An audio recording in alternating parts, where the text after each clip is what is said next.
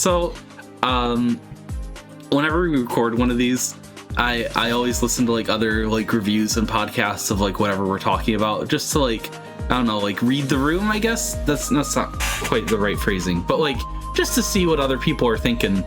And halfway through like a 3-hour podcast between 4 guys on the Galaxy movie, one of them says, P. Diddy's in the credits. I'm like, haha, yeah, that's a funny joke.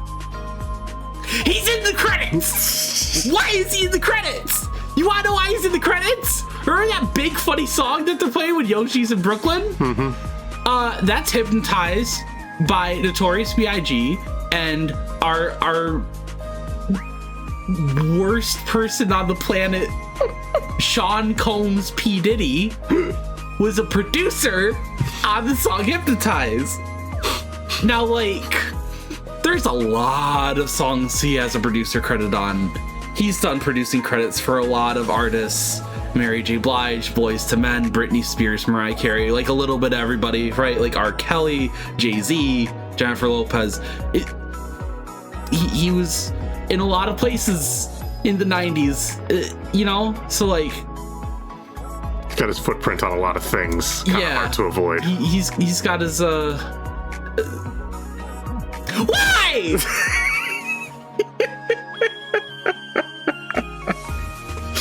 Why?! God, I love listening to that shit. Thanks, Drew. You're blasting my future ears. Blame fucking whoever was in charge of... Brian Tyler does such a good job on the soundtrack. He did the soundtrack for the first movie. He did the soundtrack for this movie. He does such a good fucking job. I'll say... And someone in the corporate ladder who gets paid more than him, most definitely, said, no, we need to remind the world of P. Diddy. Well, Diddy needs that lawyer money. Fucking doesn't he? And you know who won't see a cent? 50 Cent? Notorious B.I.G. Because he died before the song came out. I know. Because he was fucking killed. I remember. Much like Tupac. Yes, that is another person who's died. A famous rapper, but... Yes. So God fucking damn it. So in short, we saw the Mario Galaxy movie. In short, so me and Drew had a little fun. Can I tell this before we do it? We went and saw it with Will. And he's not here. It was under the pretext that this was our first time seeing it, and me and Drew both lied. And we didn't even see it together. I admitted it to Will in the lobby. Yes. I kept that secret until after the movie. You know why I told him before the movie started? Because I realized that there was no point. Because Will asked me, hey, have you seen this movie before? I'm like, oh yeah, that's like a normal question. And I'll give him a normal, truthful answer because I'm not a freak weirdo guy. Unlike my co-host. I can be very secretive when I want to be. I don't know why. That was one of the things where I was just like, you know what? I think it was because, you know what?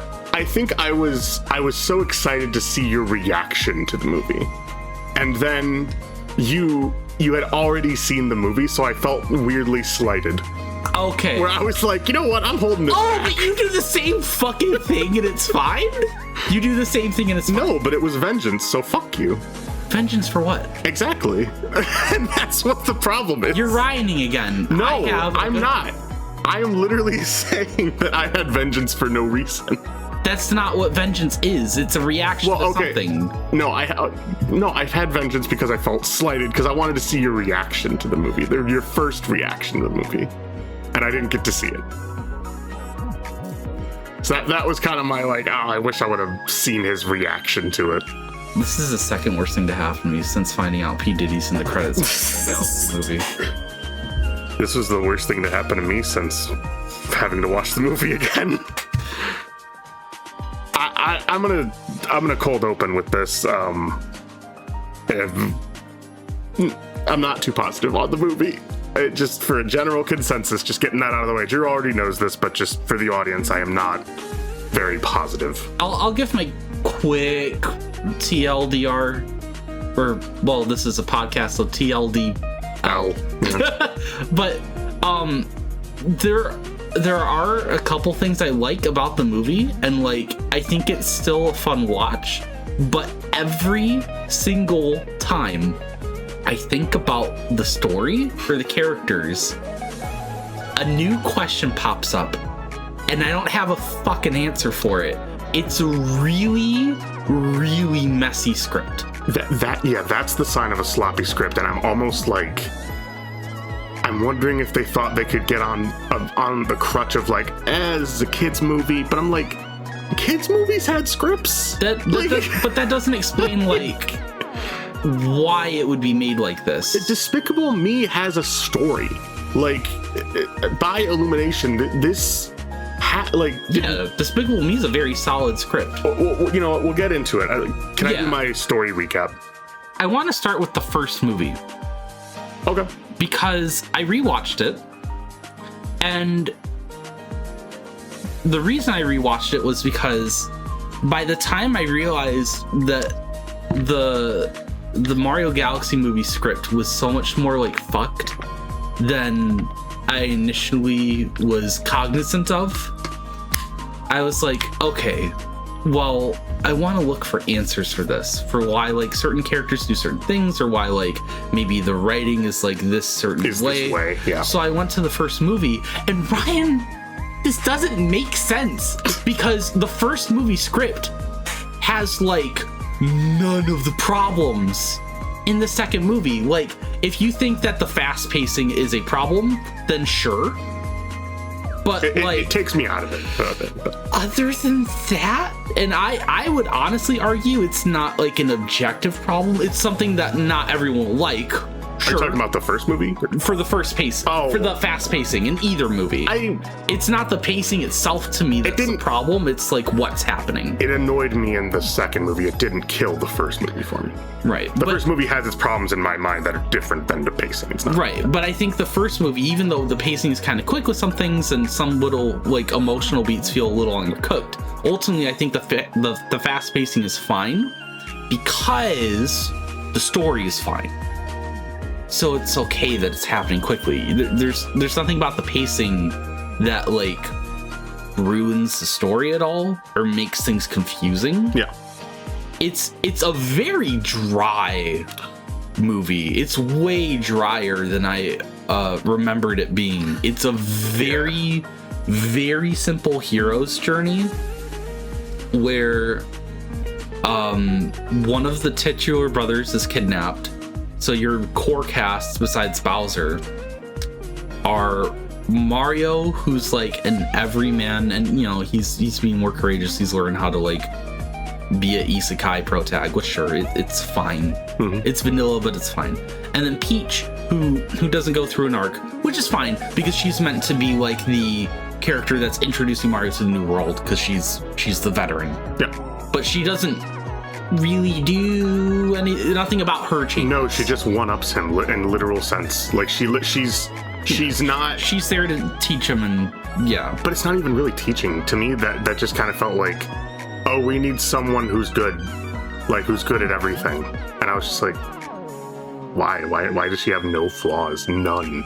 That I think is a separate issue. Well, it is. I know what you mean. Yeah, but that was one of the reasons I didn't like the first movie. Yeah, well, part of the reason. And then your other major character is Toad, who is a toad. He's a toad. He helps Mario get into the castle. Yes, that's important. You need a character to do that. And he does co-conspire with Peach, hiding the like ice flower and the wedding bouquet. Other than that, Toad does nothing. He's there because he's the main character and you expect him to be there. So it's not a great cast, and it's one of the most milquetoast like hero's journey narratives I've seen in like a kids movie. But besides being really boring, it doesn't have problems. Like there's really nothing in the first movie that happens where I'm like, this doesn't make sense. Like they kind of just set up everything. Like they set up all the like character motivations. They set up like why these characters are going to this location. They set up like the time frame of all the events happening. Well, when something cuts from like Mario and Peach to like Bowser and Luigi, it's in a place that makes sense. Yeah. And these, it's just so weird that the sequel to this movie has such a jumbled script. Well, if I remember, when we first had our podcast, and I could maybe even go back and look at this, I believe I gave it very like middle of the road review where I was just like, I have my problems with this movie. I can understand why people like it. It's just not a personal favorite of mine. Yeah. I think I literally gave it like a 5 out of 10. Yeah, it really is like a 5. It's just, for me, because I think you were like a 6 or a 7 at the time maybe, but like you were like a little more than me. But I remember for me, just, it was so, and I don't know if I'm just numb to this. I've seen so many heroes' journeys and I love those stories. And so when I see them portrayed so in such a milquetoast way where it's just generic, it doesn't feel like there's anything special in this character. It feels like you have to go on this journey because that's what the plot demands. Yeah, it's not motivated by him saying like, oh, we do all these things, like we have to do this. Like it just felt like this is what you do because that's what we expect. Yeah, like this is how we have to start the film series. It felt like an obligation. Yeah, it didn't feel like an adventure. It felt more like a task. Yeah. It was like, okay, we have to check so many boxes, so let's check them. That was how it felt to me. Now, granted, I still enjoyed a lot of the visuals. I still enjoyed a lot of like what is enjoyable about the movie. I didn't hate the movie. It was just not my favorite thing. I wouldn't want to watch it again is my thing. Yeah. This movie is mediocre, at least in my opinion. It's very like, I tried to be gentle. I tried to be like, okay, well, maybe they just had all these plot points they wanted to hit, but why are some of them even there? Like, it's like, the more you we'll get into it, weirder it gets. I want to make something very clear. I have no intention of putting blame on any specific person.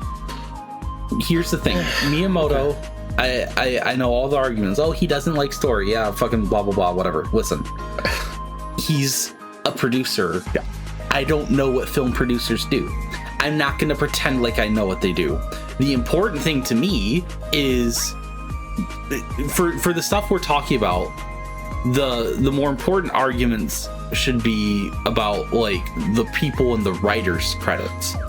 But we also don't know like how much freedom they had, how much time they had, how scuffed the production was. The one idea I have is that it seems like the first movie had more time.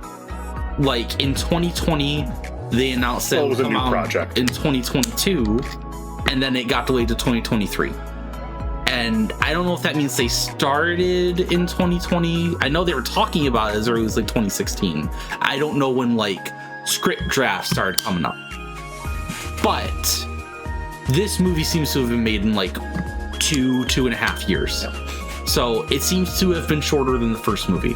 And that's my only hint as to like why is like I can imagine. Fuck, I have to talk about this. Well, okay, go on.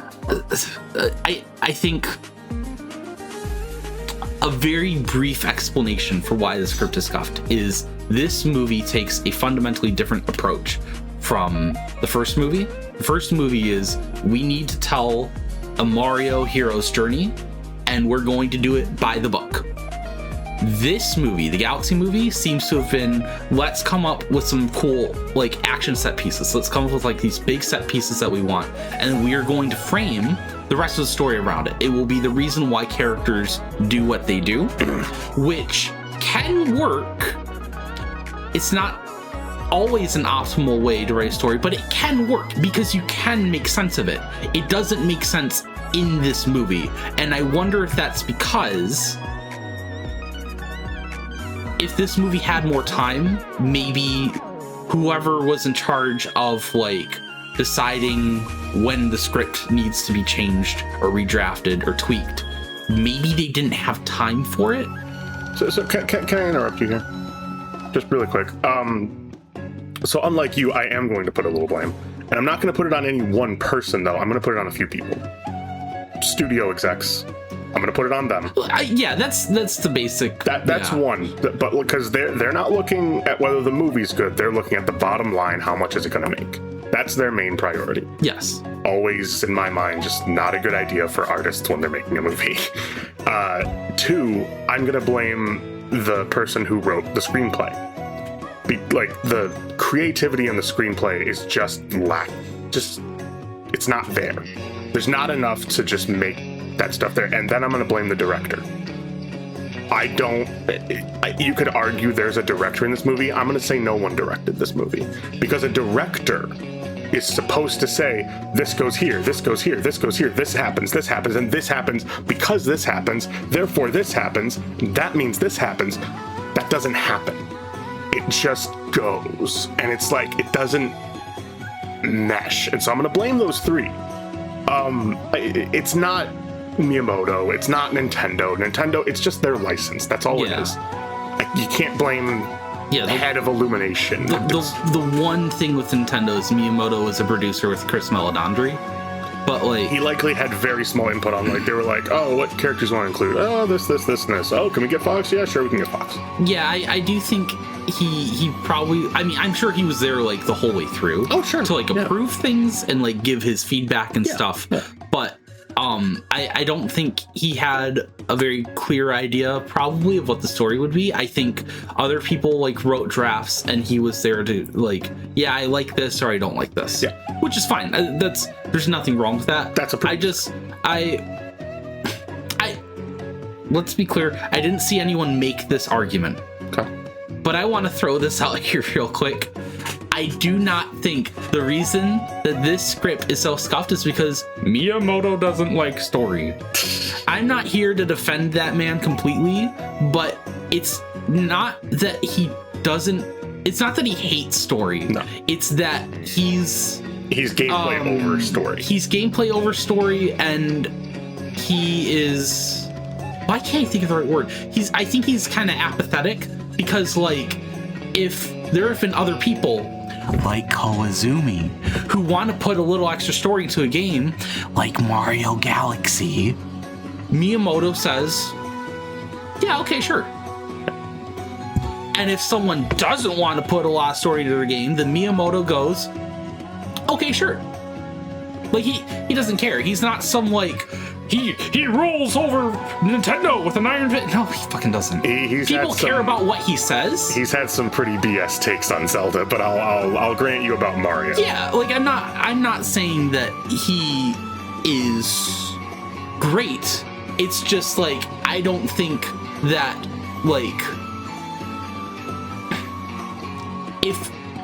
if you have complaints about the recent Paper Mario games and how they've handled their story, Miyamoto is not the only person to blame. Because if someone wanted to go against his ideas, I don't think Miyamoto would always have given it a hard no. Does that make sense? There would have been it's difficult to tell because this is definitely something I can't have proof for. But let's also say this. No one's going to stand up to Miyamoto in current times. If he feels strongly about a way, they're going to back the fuck off.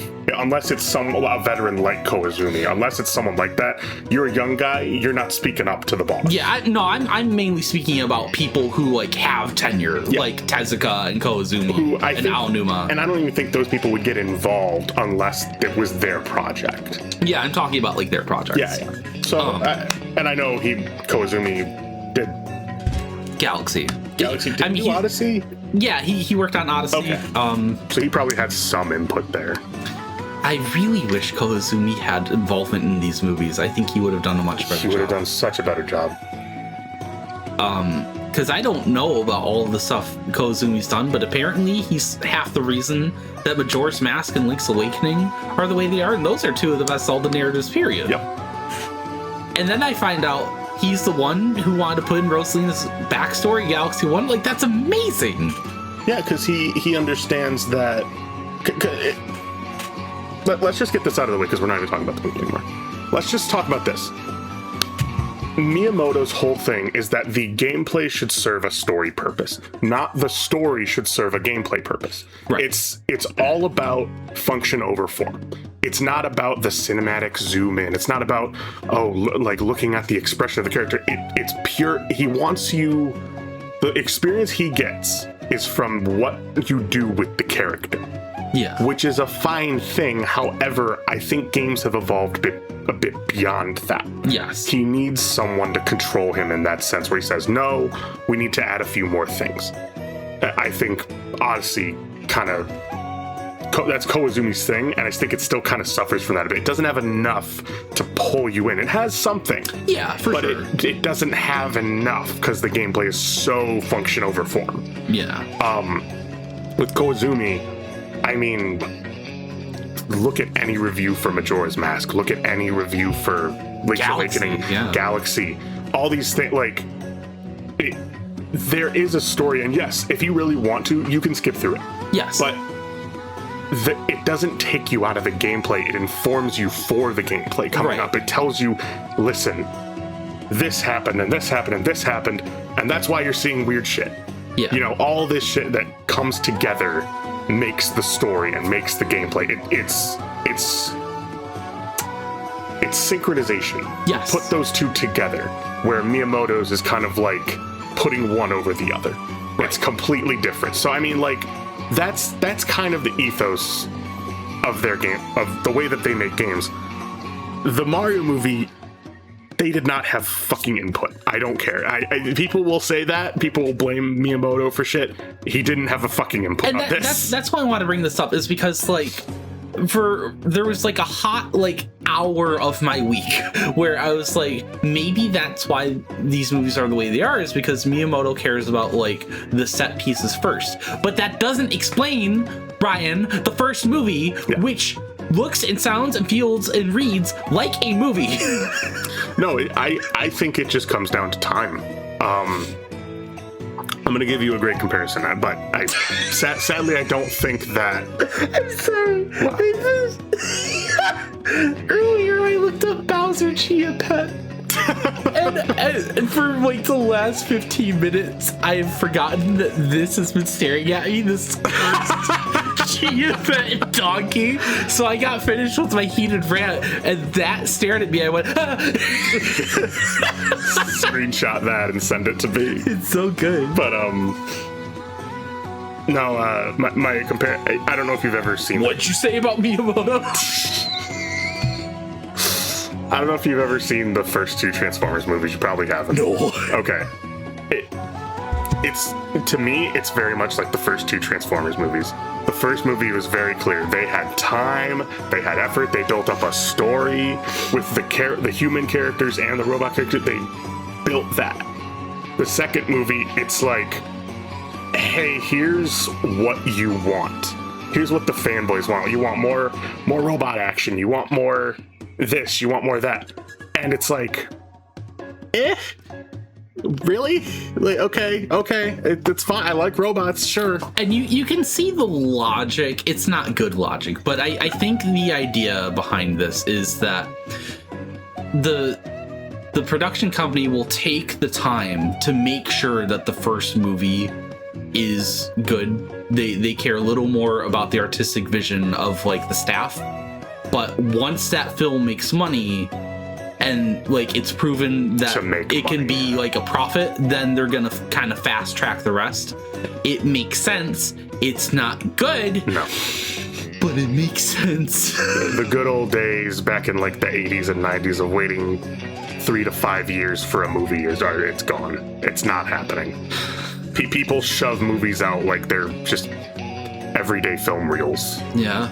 It sucks because it's like, you can say, I would even go as far as to say this movie had 2 years, maybe. Yeah, it feels like it had 3 max. I'm not saying 3. I'm not saying 3. If they were 3, I think they would have really looked at this movie and say, we gotta tighten some shit up. Okay, I know this isn't a movie, but let me clarify what I mean by maybe this movie had 3 years. You know what game had 5? Sonic Frontiers. Fair. Does the script show? No, but... Does the gameplay show? So that's what I mean when I say the Galaxy movie had 3 years. Is I think maybe one was and then the other two were, oh shit, we only have 2 years left. Okay. It does feel kind of like a movie where they thought they had 3 to 4 years, and then someone came in and said, by the way, this needs to be like completed next week. And they're like, what? Well, they announced the release date in 2024, I think, and it didn't change. Nope. It was still like early April 2026. I mean, henceforth on Clueless Studio execs, dude, lest we forget the first Sonic movie. That had to be pushed back for a big reason. So, just as an example of like... Well, it was Tom Scrap character arc, right? Because originally he was going to be a firefighter. Yes, absolutely. And he was going to go to Wisconsin instead of California. But to hose down Rich Evans in a really graphic post-credit scene. I don't know. I kind of wish we got Richard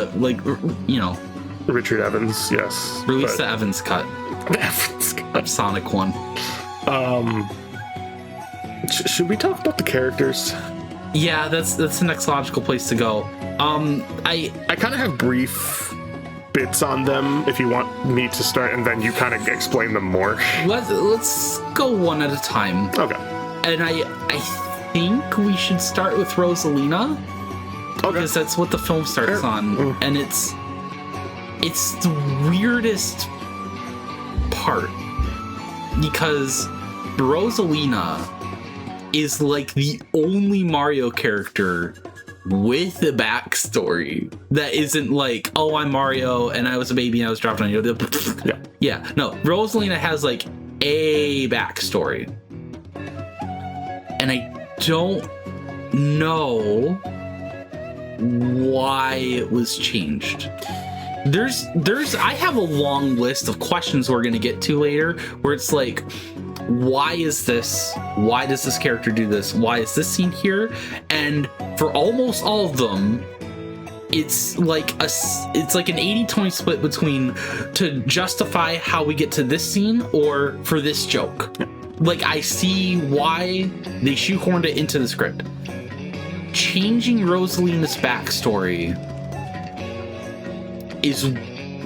Yeah, I just don't know. It doesn't make a lick of sense. Because it justifies the entire movie, but I don't know why they came up with the idea to change it at all. Because let's get this out of the way, too. This is not a Mario Galaxy movie. It's really just kind of like a lot of everything.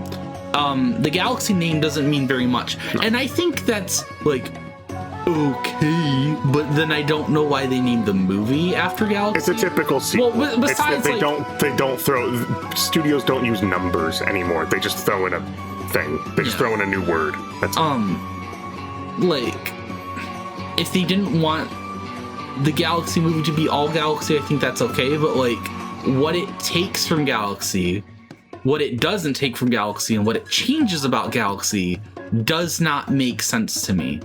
And I really do think it's like a Sonic 4 situation, not the movie shit, the game, where like the only reason they named it was because it wanted to sound nice.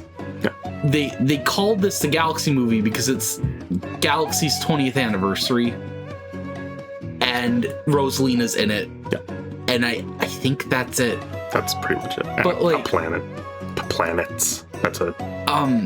Rosalina's backstory, I feel like a fake fan because I don't remember it. I haven't played Galaxy in a long time, but I think it's along the lines of I remember it. She grew up on planet Earth or wherever the fuck the Mario planet's called, and she gets like lost in the cosmos and she bonds over the Lumas, and Lumas were like her Lumas started like being her guide.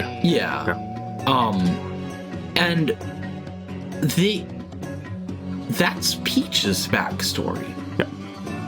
Which is like, if they're gonna be sisters, that's fine. I don't really care that they're sisters. I don't think that inherently has to ruin anything. No. You can call it a pointless change. I don't think it hurts anything. The problem to me is not that they're sisters, it's that Rosalina has her backstory taken away. Because you can have them both be sisters.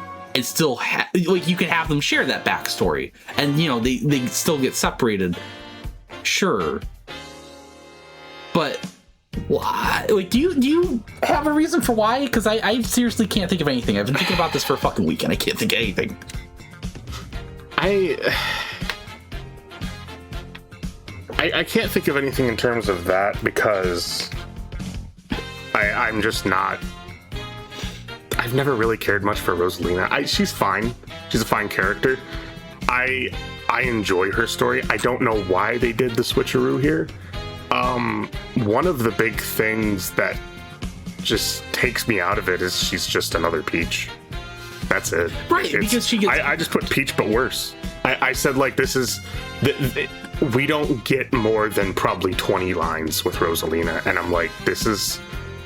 In a movie where I expect Rosalina to maybe not be a main character, but like a decent side character, she didn't have any sort of motivate. I mean, obviously she gets kidnapped. That's the plot. But like, she didn't do anything sizable.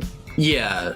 She didn't do any. She didn't have an impact. She's just there because we wanted Rosalina in this movie, and arguably, like, you can say Peach's backstory, obviously Rosalina's, but like,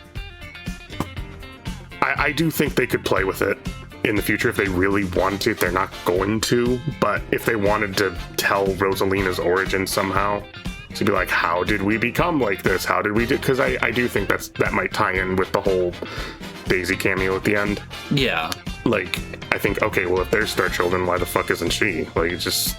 Yeah, I've been thinking about that, and that's kind of all I have to say on Daisy. Besides, she looks extremely kissable. She looks really She's good, fine. Ryan.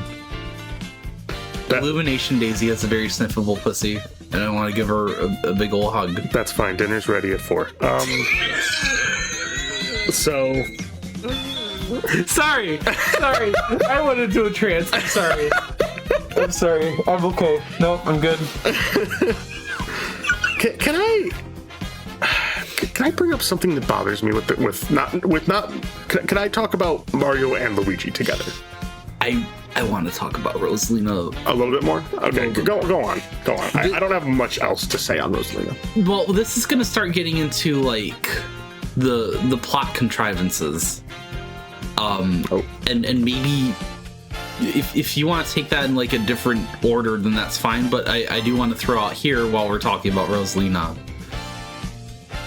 So the whole reason, like you can argue kind of ish that like if you have to point to one main character in this movie, it's arguably Peach. Yeah. And like, yep, it's because they were separated, you know, when she was very young, and she finds out that Rosalina's out there and she wants to... Okay, yeah, that's good.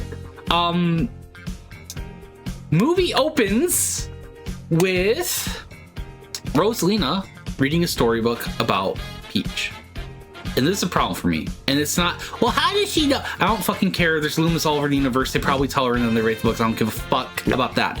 My question is, once you learn about that backstory, where like Rosalina, you know, sends Peach off to like keep her safe, to defend her from the... Yeah. Defend her from the... Yeah. And then we see her reading the story about Peach. How does Rosalina feel about that? Like, we never find out. Does she feel guilty? Does she feel like she has failed as a sister? Does she want to reconnect with Peach? Or maybe she's avoiding reconnecting with Peach because it's just too awkward or like heartbreaking for her.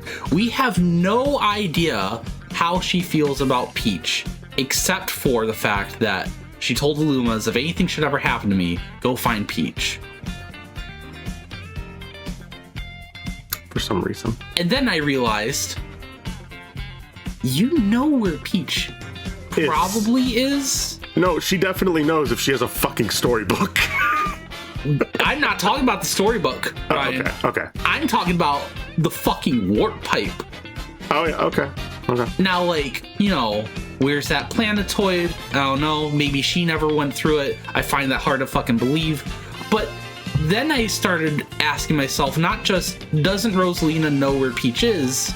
Or at least where she ended up years ago. Why didn't you go with her? And you could be like, okay, well, she didn't want to go through the warp pipe before taking care of whatever that antagonistic force was. Okay, why didn't you go in after? There's no reason for Rosalina not to go in after. This is actually one of the biggest things about this movie that bothers me, and it's the, oh no, I have to let you go now. And as a member of the audience, I ask, why? Right. And the movie says, because that's why. Right. Like, I can justify half of it all I want. Where, like, yep, you go in the warp pipe, and I won't let them get through, and then I'll come get you when it's safe. Right? Like, I can write that justification in my head, and it makes sense. But then they don't follow up on it, so I have no proof that that's what they actually planned. Can I make a great comparison here? Kirby in the Forgotten Land has a scene where Diddy helps up one of his Waddle Dees, and he sees the horde coming at him, and he's like, oh shit, and throws the Waddle Dee into safety with Kirby. We see the force coming at them, like, hey, I have to hold them back. Otherwise, you're not going to be able to do this. We don't know who, what was after Rosalina. Was it avoidable? Was it like, oh, it's just a passing over? What was it? It is never explained, and yet it is the primary reason why they are not together. And it never... And the idea that you have to send her away and not just go with her can work. If we see that she's then going to fight the force, we have no proof that she can fight at that point. How the fuck is she going to survive? And you can say, oh, she discovered her powers. Wouldn't that be nice if we saw that? Wouldn't it be nice if right after Peach goes through the pipe, Rosalina's like, now I'm gonna wreck some shit. Like she's gonna whip out her wand and start like fighting. We see what she had to do. Yeah. Instead, we don't. And all we see is that Rosalina's living on just a common observatory, and she's just doing fine. How'd she get there? How? We don't know. There's nothing that informs this. I would like to introduce a concept called, and I might change the name later, but right now I have Schrodinger's clever writer. Okay. It's where there's a box, and you can look inside, and it's either that the writer came up with, well, no, you can't look inside, you can only see the script they write, but when you look at the final product, because you can't see in the box, you can't see what was happening in the box, you can't tell whether the writer had an idea that like made sense, that someone who gets paid more than them cut out of the movie, compromised or cut, or if that writer never came up with what you thought they came up with at all. Like, all that justification I had about, like, oh, this is Rosalina's plan to keep Peach safe, and then I'll come back to you, and then somehow... Maybe, because that would make sense in any other fucking movie! The big problem I have with it, too, about that enemy is that we don't see even remotely anything about them. It's definitely not Bowser. Right. There's no way it's Bowser. He doesn't, like, how would he suddenly know about them as kids? Like, it doesn't make sense. And so it has to be some other force, but we're never privy to what that other source is. Even if she name dropped, like, oh, the something mites or something, like these things, never. It's completely up to your imagination. And I think that's where it kind of falls right off there. I have this idea that, like... It doesn't matter if you have an idea. Oh, I'm telling you right now, it doesn't matter. I agree. I know that. But the clearest sequel hook that wasn't a post-credits end scene in the first movie was Peach saying, I don't know how I wound up in the Mushroom Kingdom. Yes. Which is fine. I was fine with them revealing that. Yeah. And then in this movie they explain it, and I wonder if that whole antagonistic force that was like trying to hunt the Star Children, I wonder if that's going to be explained. But like, yeah, like you said, it doesn't matter because it was handled so poorly. You can get away with at the end of Avengers, you can get away with showing Thanos and people not giving a fuck who that is. Yeah. Because that's an end credit scene. The movie's over. This is essentially just a bonus. Hey, we're thinking about this. He changes color throughout the movies, where he's like, oh, he's red at first, then he's purple, whatever. But like, that's just kind of like an end thing where you're like, they're thinking about this. This is in the movie. Yeah. This is part of the screenplay. This is part of the script. If no one thought of this and just said, it'll be to your imagination, that's a horrible thing to leave to your imagination. Because we don't know, like, this is basic stuff where we need to know how bad the bad people are. And it's awful. Like, it took me right out where I'm like, this backstory feels rushed. It feels completely shoehorned in, just so Peach can have that, like face raised from the book realization moment. And it doesn't even have time to breathe. That was where I really noticed the pacing problem, where I was like, this movie has killed me.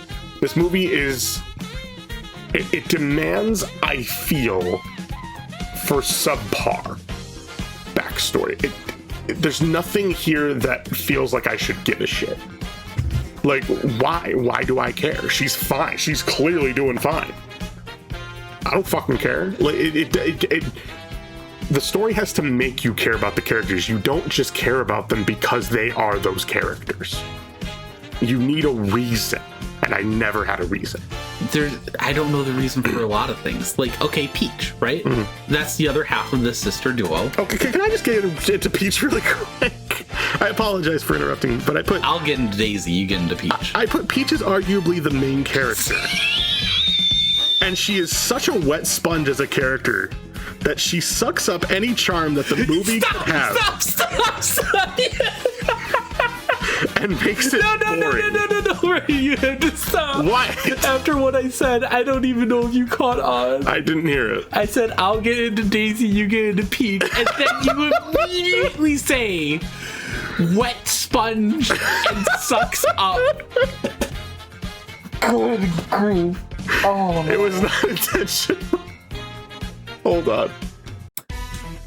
So I'm gonna go into my whole thing about Princess Peach is arguably the main character, and she is such a wet sponge as a character that she sucks up any charm that the movie could have and makes it boring. She's an unbelievable badass type that can just do anything without any sort of trial or tribulation. This was the thing that made me hate Peach in the movie. I hope she gets injured in the movie, because then she has something to confront. Because she has nothing else to confront. It's like she's always got the power star. She's just badass. Why? There's nothing, and you can say this is a Hollywood thing. You can say this is a film thing, a media thing, where they're like, oh, we want to present, strong women. That's fine. But you want to know how you really present a strong woman? You give that woman some tribulation. You give a character tribulation, man or woman, something to go through. She is just badass, and you just have to deal with it because she's so awesome. Oh my gosh, she fucking, look how look at that awesome 5-minute fight scene. Oh my gosh, she's awesome, and I'm bored. I have no reason to get invested. I don't have a specific problem with her being the strong one. I think the movie's justified enough. Hey, I grew up here. I learned how to find myself. Mario didn't. It's fine. Well, but it's a problem when she has no weakness. Right. And my initial thinking was okay, she can be the most capable in terms of like fighting, but then clearly with the way that this script is going, her trial will not be any like physical danger. It will be her like emotions. It'll be like the thought of how Rosalina maybe could have reconnected with Peach and never decided to. It could be that they could have had a moment. Grew up with any other humans. That's briefly touched on, but we don't explore a lot of it. It could be wondering what's more important, like blood ties or found family. And Peach never goes through any of this. The only trial, like the only time we see her struggle, is when she loses her temper on like the dinosaur planet. But that doesn't even have to do, Ryan, with anything about why she went on this journey at all. Really, it's like, oh, we crash landed. But like, that seems to be the end of like why she's upset. It's not, oh, we can't save Rosalina, or I'm not gonna see her, I'm mad at her or Bowser or anyone. No, it's just we crash landed. They could have fixed that scene by her saying to Mario, I have a chance to finally discover why I was left alone. Yes. And I am so close, yet I feel so far. Like, yes, it could have been that. It just was. Instead, she's just angry. Like, and listen, when she's angry, it's really cute. Not enough for me. But that only works for my wee-wee. That doesn't work for my brain. See, who likes stories. For my, in terms of my wiener, when it happens, it's fucking. I wanted to pop you with that one. I had to. That's the entire description, all in lowercase. No punctuation. But when I can't enjoy that because I enjoy characters. I enjoy motivation. I enjoy storytelling, and it's so absent from that scene. There's nothing there where I'm like, come on, you could have just thrown something. It's a better Mario scene than it is a Peach scene. Because yes. When Peach is like, I'm not angry, and Mario's like, can I be not angry with you? That's honestly a really sweet line, I think. That's fine. And it's a little cheesy. No, it's cheesy, but like, that's like, I'm giving this movie any credit it can get. It couldn't win that with me. They want to tell me that Mario connects with Peach, and that line can convince me that he does, right? Sure, but can't convince me. It's 1 out of 2 characters in that scene that work. Yeah, which means that the scene doesn't work.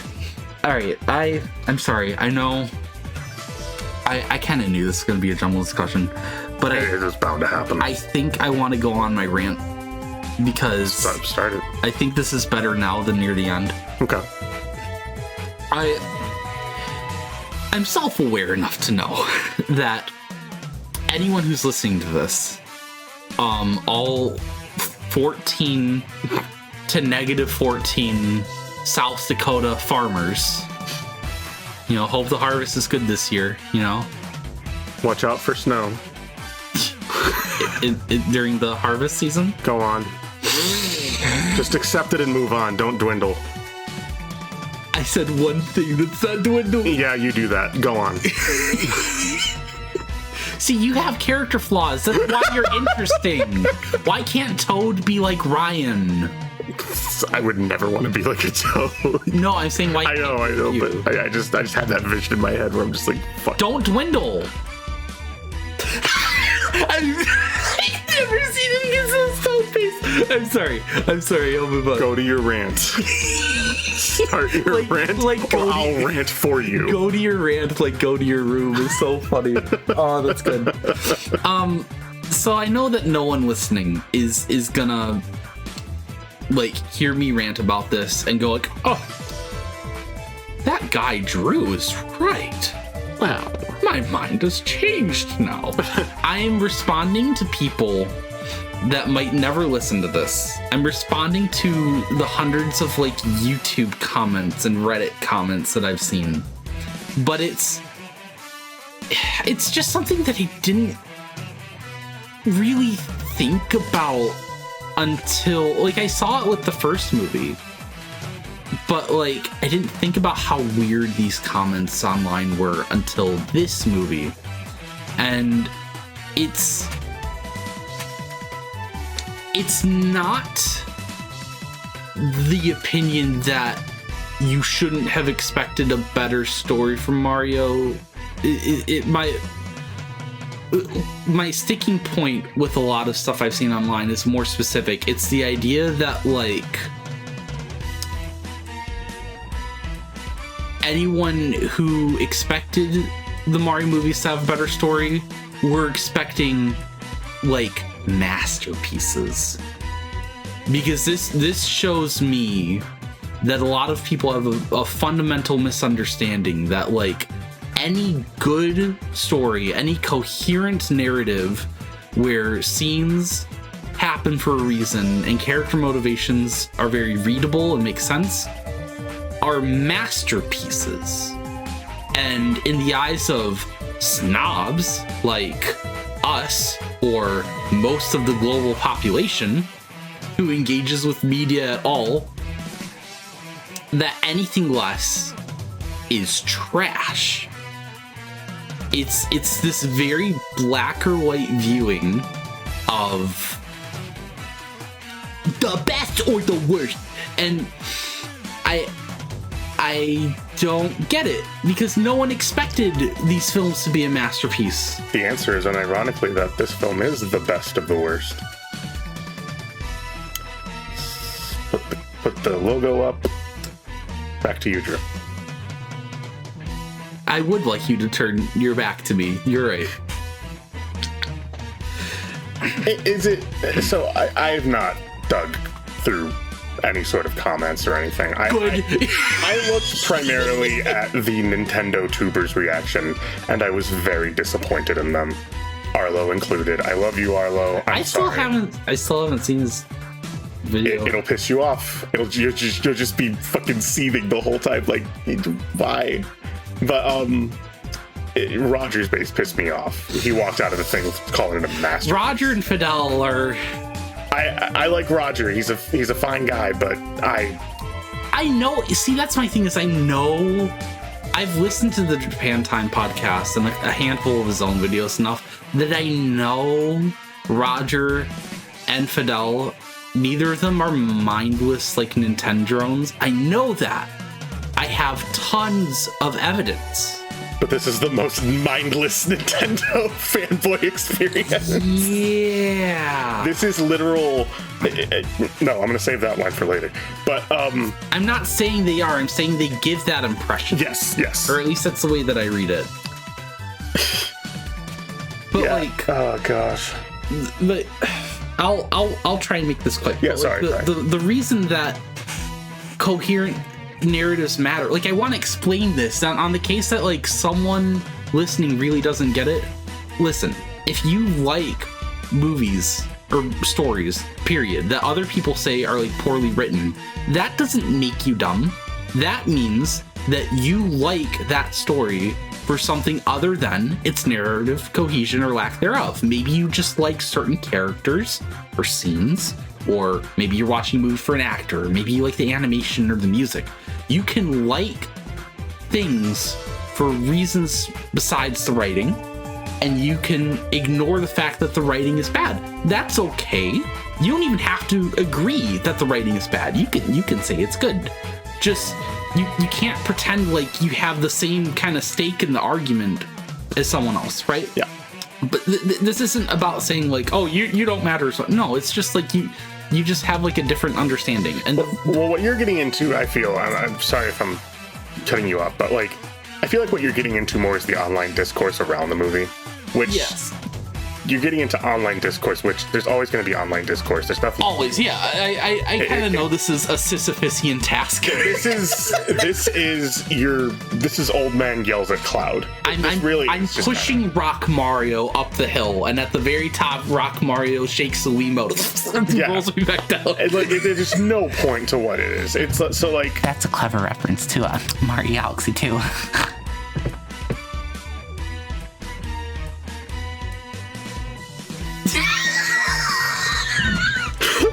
but your little best of the worst comment is perfectly acceptable in comparison.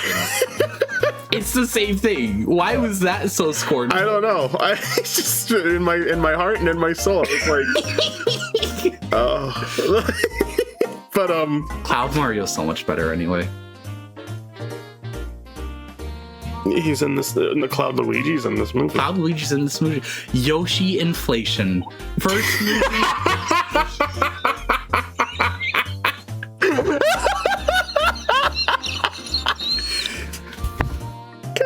Now, it's not as good as the first movie, which had Kamek crossdressing. Oh my gosh. Which do Yoshi. you think is hotter? Kamek crossdressing or Yoshi inflation? No, I'm not gonna call it balloon fruit Yoshi. It's Yoshi inflation. I tells it like I said. Yoshi just checks all the slots, right? Vor, like inflation, like Yep. regurgitation, everything. He checks all the boxes, and he shouldn't have been here. Gosh, fucking. My favorite hairdryer Birdo should have had more screen time. Yeah. A lot of people should have had a lot more screen time. That's the nicest thing I can call Birdo. That's not. Yeah, I know, but Kamek crossdressing was really good. In the okay, first. moving on. Did you have any other point? No, I basically said what I wanted to say. Well, Do we keep talking about plot contrivances? can I? I know Should we do plot first or character first? I'm gonna say that. To me, they're one and the same. The characters are what make the plot the way that it is.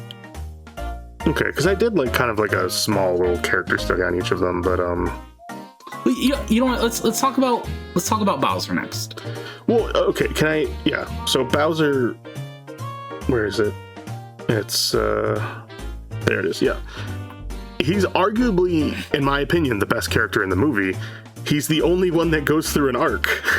But that arc is so poorly received, why bother turning him good if you're just going to have him be poorly coerced into being evil again?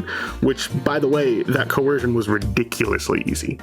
Right, and see, I remember that when you were driving Will and I home after the movie, I was like, well, it's okay that he goes back to being a villain because he can have a reason for it. And then I realized, yes, that works in theory. Like every other justification I can have, Schrodinger's writer, things can make sense. But the film doesn't prove that Bowser really was swayed. Bowser Jr. says, but you're a villain. And Bowser's just like, you're right. Yeah, and that's it. The only motivating factors you can see is like, oh my gosh, Bowser Jr. built the planet, he built all these things, he did all this for his dad, and that's nice, but like, is that enough to make you then turn around and say, oh yeah, fuck those other guys, I hate them? Here's my thing is, I think like if I were in charge of the movie, and I had two different scripts in front of me, and one said Bowser's a good guy now and Bowser goes back to being bad, I would pick the latter. Because the way that I justify in my head, Schrodinger's writer, I'm gonna keep saying that. That did make sense. You can't look in the box, you can't see if he's there or not. You don't know. Is it an actual writer who cares, or is it Chris Meledandri and his shareholders? I like the idea that the reason Bowser, this is one of my questions, and this is like one of those questions I asked where the reason is a plot contrivance. Why does Bowser have a change of heart? Because in the beginning, it's ambiguous whether he's being honest or not. You kind of assume, most likely, you assume that he's lying because he was the villain in the first movie, and you saw how like bloodthirsty he was and how like short his temper was. But anyone who assumes that ends up being proven wrong. He really does have good motivation, even if he feels mixed on him, but like he is trying. Mario is the one who's incorrect on it, and likely so was the audience.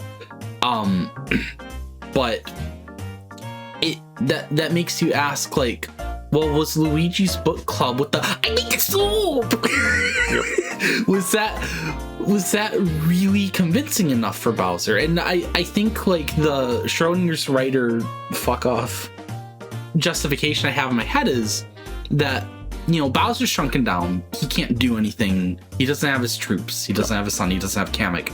So it's his moment of weakness. He's a powerless prisoner, and Luigi's kindness is what's getting him to change. And Bowser can't really just like tell Luigi to fuck off, right?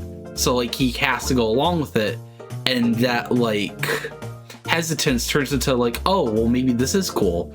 And then once Bowser's back and like he's reunited with his son, and like he's got this whole like planet now, his doomsday plot's gonna work, he's got all his troops, the power, right, and like the ego come back to Bowser. He's like, I don't need kindness anymore.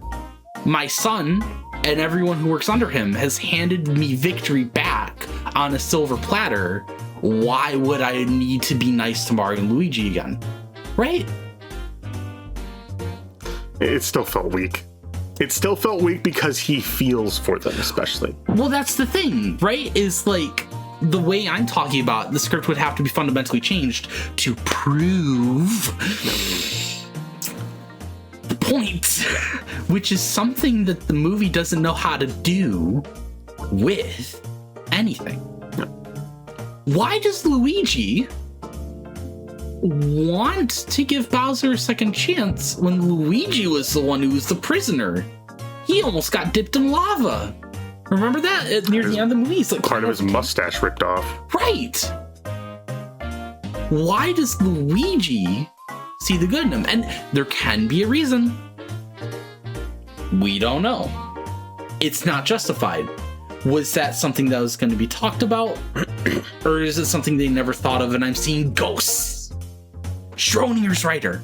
Can I say something? Because I think I'm getting slightly fed up. Aren't we all? I'm just going to read this note verbatim. This isn't a story. This film is not about Mario and Luigi or even any of the other characters. It's about shoving as much crap on the screen as you can possibly imagine to make internet fanboys and young kids froth at the mouth. It's the cinematic equivalent of dangling a shiny object in front of it. Now, that's how I feel about the majority of this movie. Spiritually, I am a cat, and I do like shiny things. But even I have my expectations. Well, guess what? Cats get bored after 2 minutes. This is 2 hours. It doesn't last. You need some substance. I like the set pieces. I like the casino scene. They're fine, but they inform nothing. They inform nothing, and the script doesn't. It doesn't treat them with any sort of gravitas, no weight. There's nothing there. This whole movie could have been a clip. And I would have thought, oh, that's nice. Not a movie.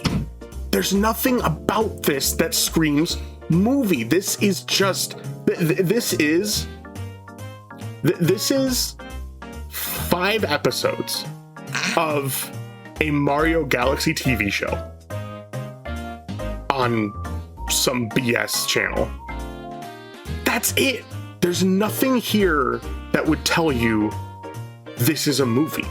Why? It's so nothing. It's reference bait and pointless quote-unquote arcs, and it's nothing. It has a feel-good ending if you care. Like, oh, I guess the bad planet's good now. Oh, I guess they got her back. Okay, I wasn't worried at all anyways. Are you really worried that they're gonna beat them? And I'm not saying that just to be a pessimist. I'm saying that because there's nothing in the story that has thoroughly stopped them at any point. There's no challenge here. Luigi literally makes a 2D figure and it fucking clobbers Bowser. Luigi was threatened in the last movie. Okay, that's dangerous. That has some weight to it. He's captured. We see all the people in cages about to be lowered into lava. That's stakes. Yes. I don't even see the cannon charging up. All we know is that Rosalina is fading. We don't see like the cannon, about to fire. No, because you know why? This isn't about a story. This is about set pieces. This is the Mario Galaxy weekly TV show where it's just a higher budget version, and it's not doing it. This reminds me a lot of like the Justice League movie, where you're just like, oh wow, that could have just been. It felt like generic villain of the week, and characters were just not thoroughly explored. Who cares why they're here? You like characters, don't you? I do. I do too. There's no characters in this movie. They're all plot devices. They're all plot devices. Or and the plot nothing. Sucks. In the case of characters like Toad, there's nothing. Toad, Yoshi, fucking Fox is there to fill a role he doesn't need. Yeah. Like, this isn't a movie. This is a clip show. You show 5 clips on YouTube. They get millions of likes and shares and everything, and then you go away. It's not a movie. And like I put Yoshi, why the hell is he in this movie aside from 2 jokes and character you know? All he's good for is a supporting role and a gag character. Toad, I just put Toad. He's just Toad. That's it. Oh, what is he going to become, Captain Toad? Who cares? Who cares about Captain Toad? Who cares? Oh my gosh, he's going to put a big fucking lens right on his fucking mushroom hat. Who cares? Okay. It's just, I'll finish. I'm rambling, I know, but like. No, you can ramble. Just call him Toad. I'm fine. I'm not angry. I'm being chauvinistic about my anger here. I'm not really chauvinistic. Angry. Showman. But I'm like, it was such a nothing burger of a movie where I walked out feeling like, yeah, that was definitely a thing. It served no purpose. I paid money to see it, and I regret paying that money. I didn't have very many notes on the first movie, but I did write down this.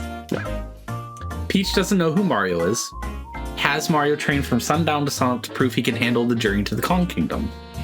Okay, right? I thought that was just to prove that he could go on the journey. Bowser that throws at him. Yeah, it's the same fucking, yeah. Sorry, yeah. To the movie and the do and happens. Because that's why. Yeah. So, okay. Peach has no idea who the Toad is. She doesn't know who that specific Toad is. That's reinforced by the dialogue. That's not like he's a Toad assistant. No, but like... Yes. I was like, come on. I was so ready to jump at your throat with like, no, you misunderstand my argument. No, you do. You do though. Well, how many of them are just named Toad, huh? But like, so she knows that the Toads can't defend themselves. That's like the one thing that we know how she feels about the Toads is we know that they are pretty defenseless. And then there's this random Toad that she doesn't know who says, I will protect you. Mm-hmm.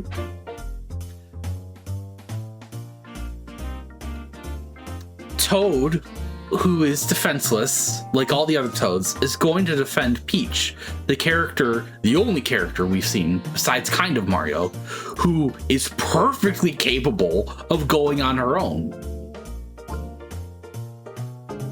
And she says, a Toad brave enough to join me. I fear nothing. Well, that sells it. You're coming with us. Verbatim. I'm not skipping any dialogue in between. I'm not rephrasing. I remember. Mario visibly reacts in confusion, but the movie lampshaded it, so it's okay. It's a cutesy scene, and Toad's a cutesy character. So, this is why we all thought Toad was useless, right? Jump to the Galaxy movie. A film of the cinema. Out of 10. Yep. David Lynch is brushing his teeth. Out of 10. Okay, yeah. Yeah.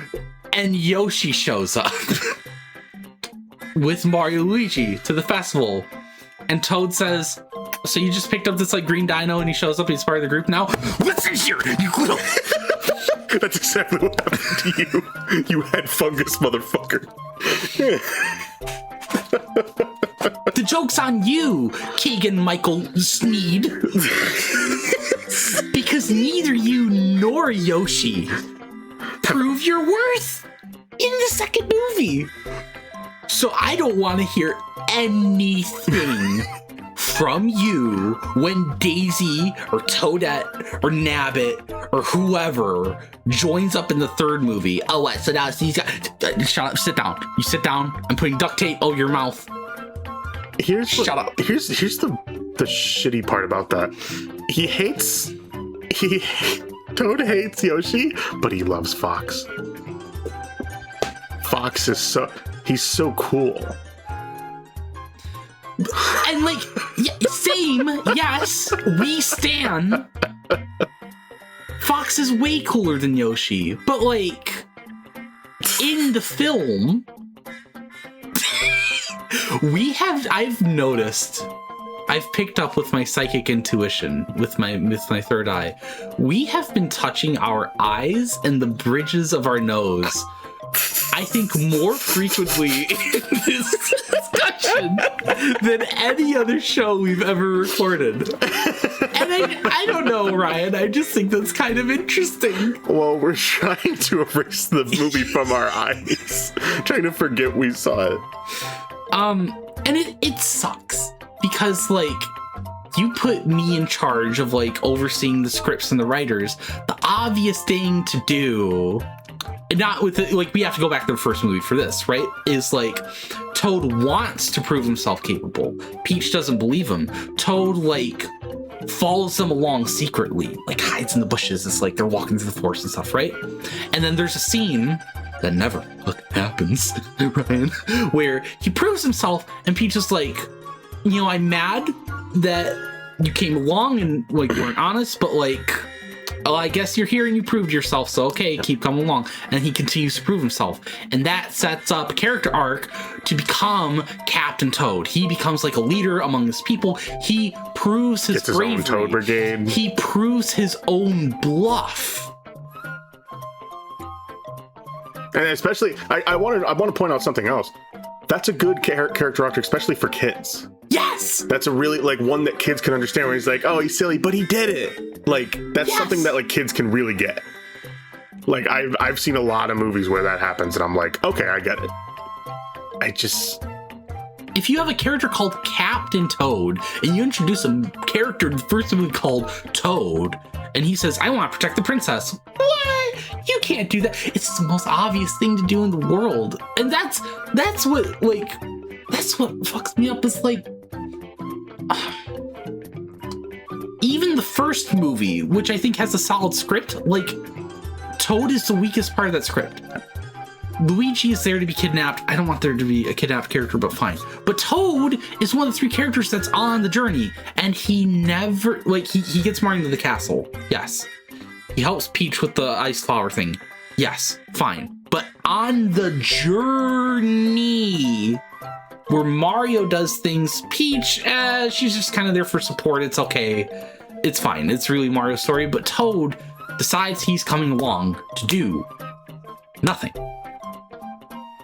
He's there to be in the monster truck for the Rainbow Road scene. And I like the monster truck. I like Toad. And he has we stand. But but here's the thing. When you have that kind of a character, what your problem is fandom and plot. These two things don't mix. They can, but they don't. That's the problem. So many things can unify in this movie, and they don't, because they didn't take the time.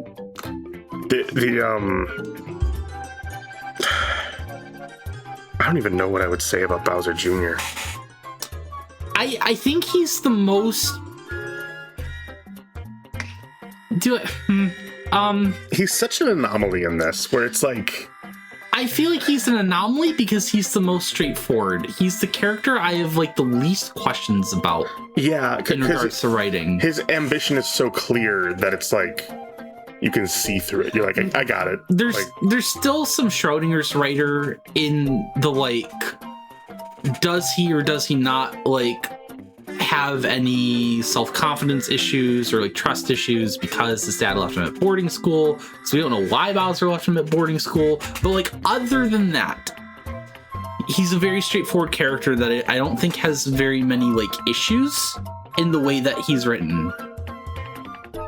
You know, like the way that he interacts with like Rosalina or like Bowser, everything just kind of actually makes sense.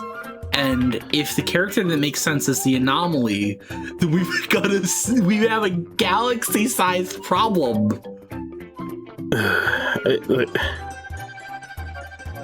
Why his eyes look weird? Yeah, I why are they red? Did he not get enough sleep? Has he had like 5 monsters? Can I go through my Bowser and his son gripes? Or just really quick, it's where do I start here? It's Bowser takes a hit showing he's reformed, which okay, and then where did I put it? It's where did I put it? Fuck. A lot of forehead clasping in this episode, ladies and gentlemen. A lot of resting on our hold on. Illumination and Nintendo resting on their laurels. I wrote it somewhere. I don't remember where, but I basically put Bowser is like he's termed as being a bad dad. We never see that. I do want to say this real quick. I don't know that anyone actually has this argument, but for clarity's sake, I want to point out he objectively is, but not in the way that people are talking about. Like, he cares about his son very much. He cares about his safety. He cares about his like emotional well-being. Yeah. He feels regret for not being there in Junior's life for 10 reasons. Or 10 years, I'm sorry, or whatever it was. And like, yes, in that sense, he is a good father. This guy wants to push around everyone in the universe and or kill them and build a planet so they can take over / destroy the universe. And he teaches this goal to his son and doesn't even say like, I'm gonna do this, like, we're gonna do this. And Junior's like, haha, I'm your son, so okay, yeah, that's not being a good parent. Well, no, but the way Bowser sets it up. Yes. The way Bowser sets it up is as if he was some abusive dad, like neglectful of his kid. The way he words it informs us that, oh, he was neglectful, he didn't pay attention to his kid, he was more focused on his world domination. He was more focused on that. That's how it comes to us. That seems to be the intention. And that's never explored upon. It's not that type of relationship. He's certainly a flawed character, sir. He's evil, but he's not a bad dad. He's a bad teacher. He's a bad person. He's a bad person. He's not a bad. He's not a bad father in the way that he thinks he is, or in the way that would be digestible for an audience to understand. Yeah. Because like when I hear bad dad, I think, oh man, this kid, he must have neglected his kid. He must have not paid attention to them. Didn't care what they said. No, he just sent him to a boarding school, and then the instant, here's the thing too, there's no animosity ever between them. It's always love. And it's like, okay, that's fine, but don't term him as a bad dad, because the instant he sees him, he's like, I thought I put you in boarding school. All smiles, by the way. All smiles. He says, oh, I got kicked out. Oh, good for you. There's nothing else. There's nothing that says I'm a bad dad. I'm not. There's nothing that says, "Oh well, maybe I should put you back in there." Something like anything about that. There's nothing that says Bowser bad dad. I'm other worried, than the character. I'm worried I'm going to sound like a broken record, and I understand if you do feel that way, but don't blame me. Blame the movie. Schrodinger's writer. Maybe the point was that Bowser, like, doesn't need to feel neglectful. Maybe it's like a self-confidence issue and Junior like forgives him, but like we Bowser Jr. never really says "I forgive you." It can be inferred, but it's not a conversation that they have. Here's my problem. You can debate the hypothetical, but that's hypothetical. Exactly. This isn't hypothetical. We watched the movie. Yes. This happened. Yes. It's not a matter of if this happened. What we saw is the final product. This is not up for debate. This is not up for ideals. I appreciate your ideals. Maybe there is something there. You can point that out. It doesn't change the fact that it's not there. It's not in the final product. It's not relevant. It's not here. It's not anything outside of what we watched. There is nothing else to us that exists. Yes. We saw this movie. This is what we get. And it's not, there's no deeper subtext. There's no anything like that. And that's really where this fails, is that they needed, I'll say 5 months, where they just had to alter some things in the script, change a few words around, replace some dialogue with some more plot-focused dialogue. Because it just didn't follow through. There was no thought put towards, Bowser and Bowser Jr. are going to work together. You guys know this. Why do we know this? Right. Why do we, like, if you don't told know us he's a anything bad about Mario, dad and then he's just cool? Like, if you don't know anything about Mario, how does the movie justify it to you? And the answer is it doesn't. We're building up to Bowser and Bowser Jr. fighting together against the bros in the end. And like, I like that fight scene. It's nice. But the script doesn't justify itself. Can I... May I rant? I made the soup! I really like that line. I'm about to go into a very lengthy process of areas where the plot fails. Get fucking ready. I put Yoshi as completely pointless. There's no purpose. That's fine. Not fine, but we got that out. Mario likes Peach, but in my opinion, they don't have enough story beats to complete that arc. Yeah, like they definitely have some screen time in the first movie, and like you can infer they had more growth going on in the first movie. Yeah. Yeah. I put Peach instantly fucking leaves when she realizes that Rosalina knows who she is, despite the fact that she has the most responsibility as the leader of her kingdom, and she left without telling anybody, but I guess she leaves a note for Mario and Luigi, so who cares? Schrodinger's writer. Maybe she feels like she has to do had this enough maybes. right now, right? But like, it still doesn't, and maybe like, oh, she leaves quickly, so this is like her character flaw, and like Mario and like the Toads are gonna call her out on it, and it never happens. It never happens! Never. Things that happen don't happen in the Mario Galaxy movie. The greatest piece of metafiction this side of the fucking planet. Yeah, pointless montage. That's just reference bait. Put that. Bowser is more interesting than any of our main cat. Okay. Get ready for the fucking quote. Mario is a loathsome prick. He is such... Anytime he is confronted with the idea of a problem, he's like, in Bowser or anyone else, he's like, fuck you. Like... All right, you know what? I do want to talk about this. I want to talk about Mario. Okay. I'm open. Before this movie, I had this idea in my head that Mario was a bland blank slate character. Unless he was on a GameCube cover. Yeah, it was like... Then he was hate-filled. But... Overmind pointed that out to me. When I watched this movie, even on my first viewing, when Bowser is goading Mario into like hitting him so like he gets big again, Mario doesn't just get upset. He like and throws him. He throws a hissy fit temper tantrum, and the instant I saw that, I'm like, that's not Mario. And then I realized Mario isn't a blank slate. It's not that he has no character. He has a very simple milquetoast character, but even though the games barely give you anything to go off of, even in the RPGs, even in the first movie, what we know about Mario is that, like, he's not typically shown to have he's not what you would call a complicated character.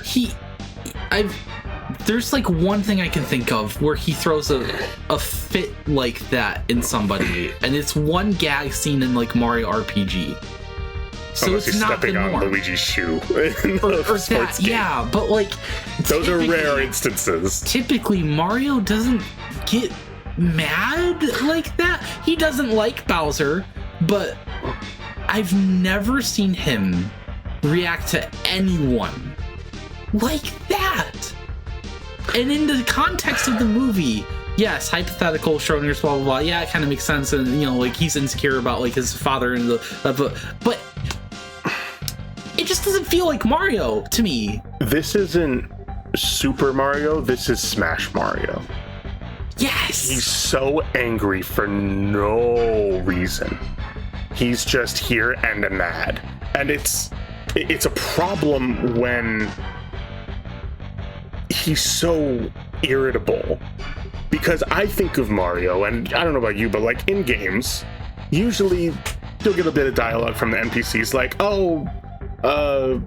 like my penguin, my baby's missing, I lost my shoes or something like that. Like, can you help me? And then Mario's like, hey, Pop, who gets it, comes back, yeah. He's like, hey, good. So like, even though the game never says this, we can infer that like he's considerate. He's thoughtful, You want to know I'm sorry to interrupt you. On very Mario, a Super Mario way to do that scene where they regrow Bowser is Bowser's messing with him, right? Like, Mario just takes him and goes, oh no, and then flicks his nose or something, and then it goes like that. That'd be a very Super Mario way to do it. The other thing that happens that feels very un-Mario to me is like, again, context of the movie, okay, it's fine that Mario wouldn't trust Bowser. I don't know why Luigi does, but it makes an interesting dynamic, whatever. We've already talked about that. Yeah. Point is, yes, Mario does not have a reason to trust Bowser. But, like, okay, you can have a grudge against this guy, but then you see his brother trying to help him. You don't believe that Bowser's really reformed. Bowser brings in the painting. It's trash. Why? He's actively trying to hurt him. Right. Rather than just ignoring Bowser or dismissing him, or like tipping his hat down. Like he throws such a blatant, like, salty insult. It's like, that's not Mario. It's not. Even on the bridge, he's like, I knew you were a trick. It's like, what? Mario is, in some ways, a pretty vague, malleable character. He there's a vague idea of what Mario should be, and you can give him negative traits, but these don't feel like the negative traits one would give Mario. Ascribe him, right? You could say that maybe he's reckless. You could say maybe he's overconfident, but or even distrustful. I think that's fine. But the way that they do in this movie, these are the kinds of questions where, like, I don't have an answer for, like, is this justifying the script or is it for a joke? It just kind of feels like it's there for reasons beyond me. I think it's there because they wanted to give us a reason to not. It's very much like, hey, don't trust Bowser. That's it. It's just there because, hey, don't trust him. Because he's bad guy. Why does he say it's trash? Because they think that's funny. That's what okay. It was. So it would be for the. Okay, I see what you mean. That's for the joke, but it's a really hurtful joke. It's such a. It's not much. It's not much in terms of it. I put. Yeah, Peach is literally untouchable in any regard. No weakness, no faults, no room for her character to grow. We already talked about that. But she eats the super mushroom, so she's hot. Bowser instantly takes a hit. takes a hit from Mario, showing that he's reformed. Yeah, he sacrifices himself to what he can only assume is like a life of indentured servitude. Like, for all we know, like, you know, we know he's gonna get out of there. Wow, I didn't even think about that. Yes, because he doesn't just busts in ready to give when Junior's gonna find him, or if he's gonna escape. Yeah, he doesn't know. He could be in mines. We don't know. Nothing. And it, like, that was one of the biggest scenes where I was like, what is this? Because sure, you can have that whole Bowser reform thing, but he was so ready to, like, not die, but like give everything for them to find Peach. Right. Why? That scene, and then the very next scene with Bowser, he is being abducted by his son and is immediately a good dad, even though the story tells us he was bad dad. Him being a bad father is never shown. Obviously, we talked about that. The puppets are cool. We get the Peaches intrude where they're all like, "Oh man, that's so deep." Who cares? It's okay. The bees are mindless drones.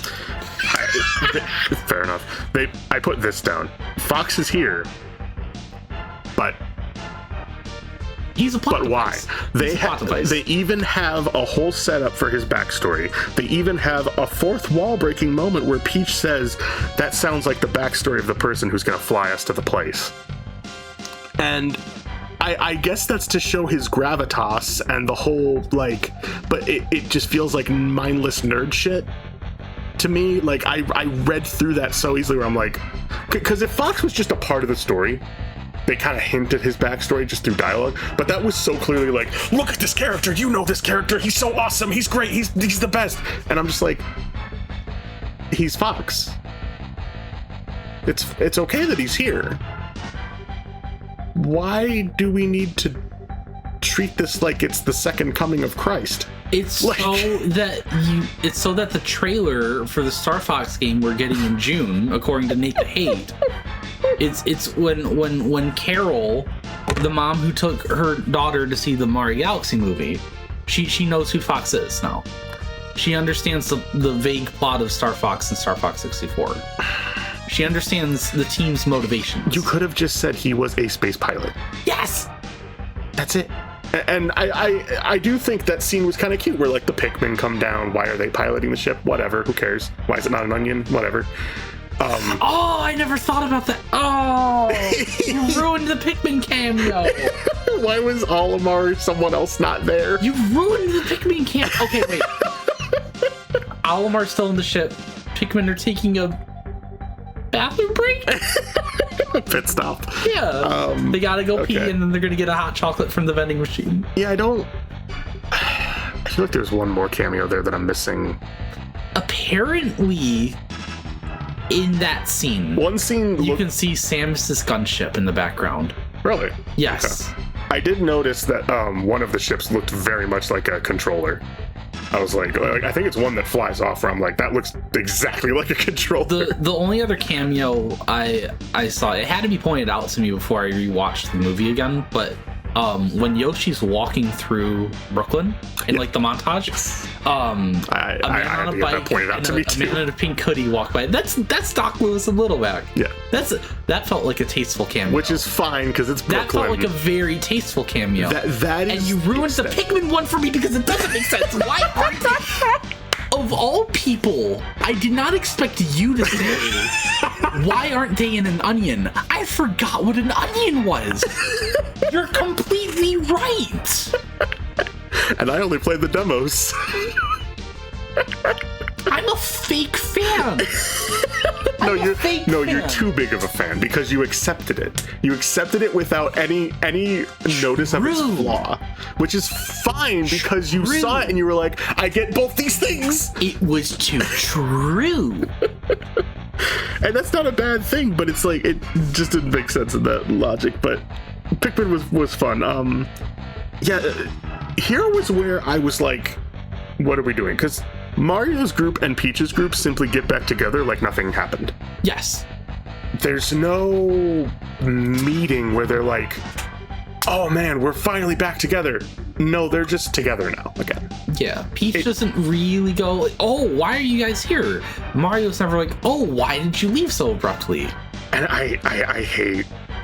I don't know if you defend it or not, but like when that happened, when Mario and Peach, like Peach goes for the hug, Mario goes for the handshake, and she's like, a handshake? Like that awkward dialogue there, I'm like, really? I didn't feel negatively about it. It was just kind of there for me. Well, that's the thing. It's just kind of there. Like, why bother? Whatever. Like, but that's kind of the point. Because like, Mario why? likes Peach. It was, but then you cut to, of course, them all looking and like, no, nah. Like, just Fox's voice is too deep. Yes, I think Glenn Powell fits. I think he does fine, but they should have picked someone who sounds a little younger. Yeah, he did sound like a bit too old. He sounds like a 45-year-old, which I understand that Glenn Powell is at least 45 years old. Yeah. But Fox is like, I don't know, he's like 22. he's some kid. His dad can be the 45-year-old. Yes, James. Yes, James with the glasses. Yeah, everyone, I put this, everyone instantly loves Fox. He is the biggest Mary Sue in this film. At least with Yoshi, they portrayed the fact that Toad didn't like him, hinting that there could have been an arc where they get along, but that never happens. They just are friends suddenly. Listen, you're not going to tell me that you need proof that Fox is the guy. Because Fox is definitely the guy. That's fine. I'm talking about a narrative and story. Yes. I'm saying that you don't need it, but it's nice when it's there. I think so we know that Illumination actually approached Miyamoto and said, can we put Fox in the movie? And Miyamoto's like, oh, I don't know. Let me like go to Nintendo and like check with some people, like, because I don't know if everyone's gonna be okay with that. And everyone at Nintendo was okay with that because, of course, it's Fox in a movie. Mm-hmm. Maybe Illumination didn't think there was enough fur bait. Now, I would argue that between Kamek and Birdo, there was. I mean, I know I don't have fur, but like, I can't really say they're for the scalies. Your soul, I see it leaving your body. I'm sorry.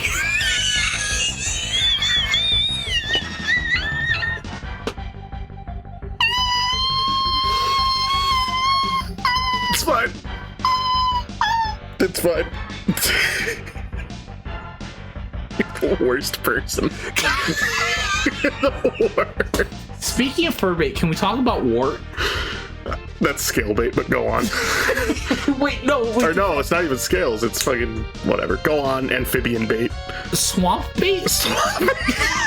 Swamp bait. Waha. That's what you call crap. Did you say muhaha? No, uha. From fucking Finding Nemo. Shark bait. Uha. He's finally talking about frogs. Frowning front. Why does Wart have the voice that he has? All right, I'm gonna get to the real question. I like Luis Guzman's Wart. Is that weird? I don't hate it. It was just weird. I can see him having a deeper voice, but I think the voice for him is fine. He's Luis Guzman. The way the voice, he sounds like a slime ball. Wart's a slime ball. That's fine, I guess. It was just weird for me, I guess. So you can infer, because the movie doesn't ever feel like explaining anything, you can infer that Ward and his goons are like a crime group. I think like the most basic reading you can have is they're like information brokers. Or maybe they're more, right? Maybe they're more involved in crime. Who knows? I think they're meant to just be generic, like... They're scummy and you know they're scummy. That's bad dealings type people. Right, and they're important because they know about Bowser Jr. and Rosalina. And that's why they're there. Okay, that's fine. You've justified why Peach is here. Okay. The end of that scene. Wart manhandles my favorite Mario character and I cry. And then Wart says, "Get me Bowser Jr. now." I'm like, oh. Okay. So Wart's not just some information broker. He has personal stakes in Bowser Jr.'s plan. Okay. And then I realized my brain was getting its hopes up and or writing fanfiction again, because Wart makes one more appearance. When Bowser and Bowser Jr. are reconnecting, like Kamek's there on like the ship or whatever, Wart appears on the screen in the background.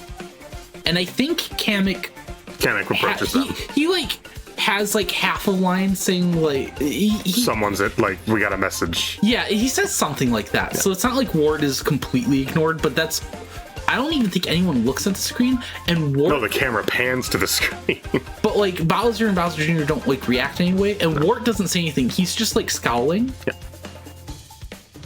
And that is probably my biggest, I know that might sound silly, it's my biggest question with the script, because what I said earlier, like I wrote down questions, why does this happen? And the answer was either to justify this scene needs to happen or for a joke.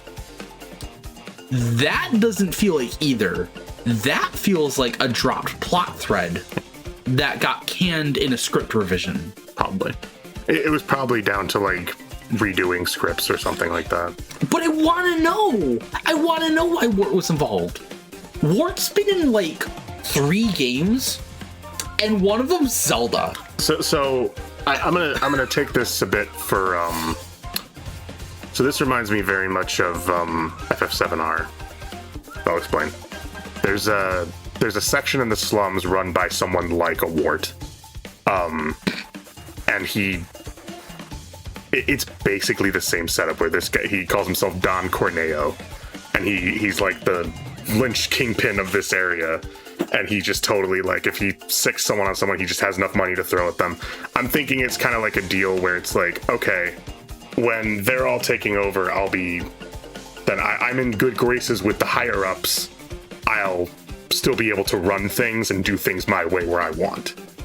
That's kind of it, but okay, it's not enough in my opinion. Okay. Like you're ingratiating yourself to the higher ups so that you don't get your area blown up. Right. It's weak as fuck, but that's what it is. Linchpin. That's the next Mario character. David Lynch. David Lynch. Hot topic pin. That probably exists. Nah, that wouldn't be. That's more and like if you can believe it, on a pin. It's a shit movie once again. Oh no, it just says bullshit. No, you get a David Lynch pin from. Yeah, let's talk about that. I just realized how that sounds. You get that from like FYE. Fair enough. Yeah, more movie oriented. Anyways. Oh. I don't understand why Birdo has to be strangled. Why does my wife have to be strangled? All the characters are made out of they're like plushies. It means nothing to them if they get punched, bruised. Okay, I wouldn't strangle a plushie. I know, but why would Luis Guzman? Because these are bad guys. These are some bad hombres. Some bad hombres. I feel like immediately after reminding you that Ward is voiced by Luis Guzman, that maybe that's a little bit of poor taste. But you know what? Okay, it's fine. As long as we both agree that Birdo is literally a perfect woman. Also, you have to remember, I don't know who Luis Guzman is. So that's not. It's okay. It's fine. That's not. So I'm just letting you know that if you. It has nothing to do. You don't need to know. It's okay. It's all right. But it's okay, Homber. It's okay. Thank you. Home slice. Claw Grip was good. I like Claw Grip because he does the. And I think that was everything that Claw Grip did, but that was good. The crab guy. Oh, okay.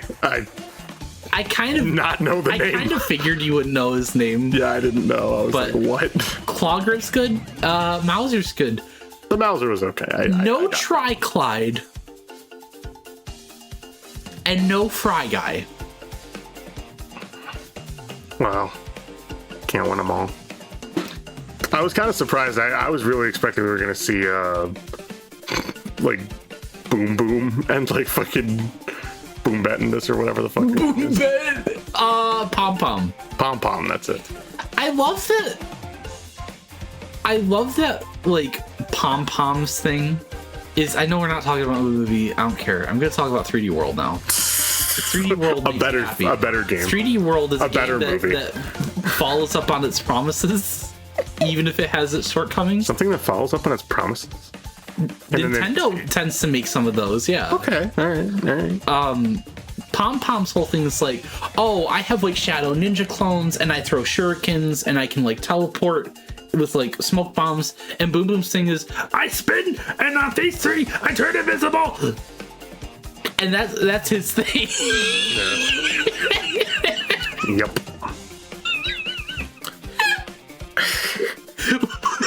Why is Pom Pom just a better him? And I know the answer is, well, Boom Boom's in World 1 and Pom Pom's in World 5. Why is there such a great discrepancy between these two wonderful allies of the Koopa Nation? Oh, gosh. Hashtag justice for Boom Boom. If he's not added to Mario Run, I will break my iPhone and my wife's boyfriend will buy me another. My wife's boyfriend. God damn it. Oh my gosh. I don't know what else to talk about with this movie. I'm still going. I got the group is instantly intercepted by Bowser Jr. without any buildup. That just felt too soon to me. I would have been fine with them not even being intercepted by them, just having a problem with the ship, maybe some space troubles and they crash or something like that. It didn't feel like it needed Bowser Jr. in that part. Yeah. Like they can wind up on the dinosaur planet for a different reason. Yeah, they could just crash land. But Fox, who was acting all cool, suddenly breaks down once his ship is broken. I'm just tired of those scenes. It feels like every time someone has like, oh, this is my ride, she's a beauty, and obviously, okay, something's gonna happen to it. So I'm just kind of tired of that scene. Yeah, it doesn't help that Fox has nothing else. Yeah, that's like his one thing that he gets to do. Pointless dinosaur chase scene because reference. I do want to make a point real quick. I feel like I just keep digressing and playing like devil's advocate, but like I just don't. No, you're playing Schrodinger's advocate. No, I'm definitely here. There's no question about that. No, it's not a metaphor. You just are his advocate. Oh, Schrodinger's the writer that may or may not be there. Yeah. And I'm advocating for someone that may or may not. Okay, all right. Yeah. Yeah, the box is just in the corner of my living room while I like read the paper or like get work done. Yeah. So like I want to quickly make the case that like you are allowed to have characters in your movie that don't really get anything done or don't have a lot of importance to the plot. So like if Yoshi were like one of the only characters or the only character who never really like moved the plot along, that would be okay. It's why Toad is okay in the first movie, because he's one character. Right. It feels, it gets a pass. It feels a bit egregious because he's one of the only core cast members, but that's fine. But it's kind of the opposite then in this movie, where you're juggling way too much. So it's not just Toad or Yoshi that kind of feel pointless. You also feel that way about Mario, Luigi, and Rosalina. It feels like the three only like movers and shakers are like Peach, Bowser, and Bowser Jr. It's really their movie. And it you know, that's fine. But then like, can we cut like Toad and Yoshi to give like Rosalina, Mario, and Luigi some more time to shine? And the answer's no. No, because we have to have... Oh, and also Fox. Fox is also pointless. It's like half the cast is pointless. It's, I keep going back to Transformers 2 just because I've seen those movies enough. Where, but like, it just reminds me of TF2 where there's just characters that they just have certain robots there. They just have... What? Sorry, I've never heard anyone say Transformers is TF. So when you said TF2, I'm like, how the fuck is this like Team Fortress 2? I do that to a lot of people. I've never played Team Fortress 2. I never really, I get it. If you think about it, Toad is a lot like the Pyro. Anyway, my point was that, let's try and keep this under 3 hours, please. My point was that, that the characters, they're just pointless characters that are meant to fill like joke roles. There's no reason for them to be there. Yeah. And it just like, I just didn't get it. I was like, why bother? Like, just have these jokes with the main characters.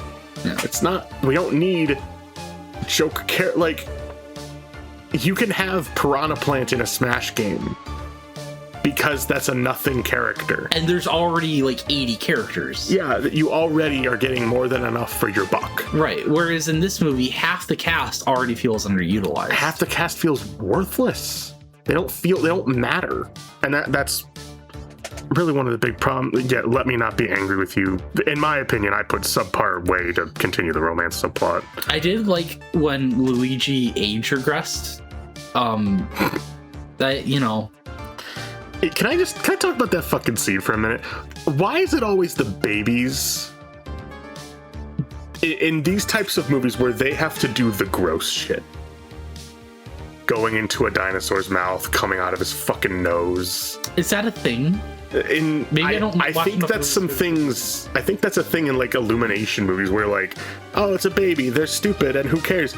I would think a baby would just look at it and then just walk away. Oh, okay, no, I know what you're talking about. Okay, I will give what I think is the reason.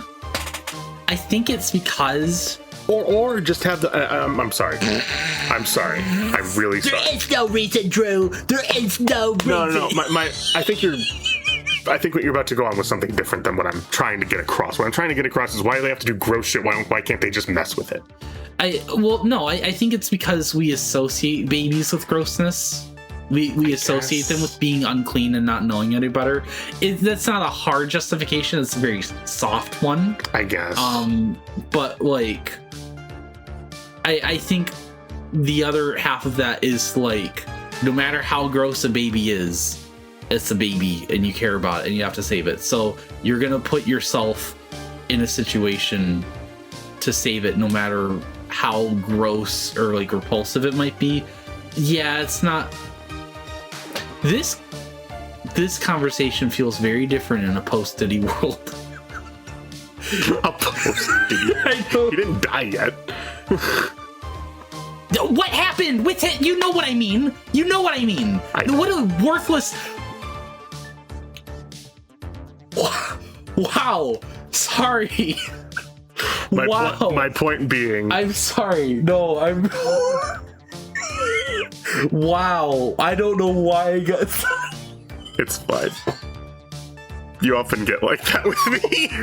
No, like I still agree that like I don't really know why you said that, but I don't know why it fired me up the way that it did. I'm really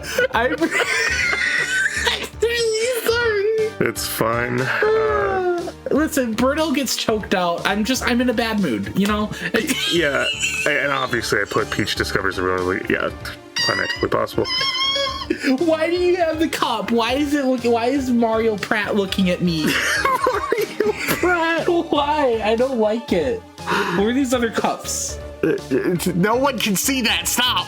Stop visually gagging for me and me only. I'm talking about cups that are next to me. They don't need any more context. Just cut this out. No, I'm just... That's fine, but you're leaving it up to their imagination. I think you got it from Cinemark. It's a Mario drink cup, and it's got Mario Pratt, and he's angry, and he's coming at me in 3D. That's all. It's a cup with. But you're about to explore the other ones. I'm like, there's no point. It's WWE and some golden Slurpee. It's fine. Yeah. I'm not always like some like grand mastermind. I get it. I understand why and how you're stereotyping me. But good grief, man.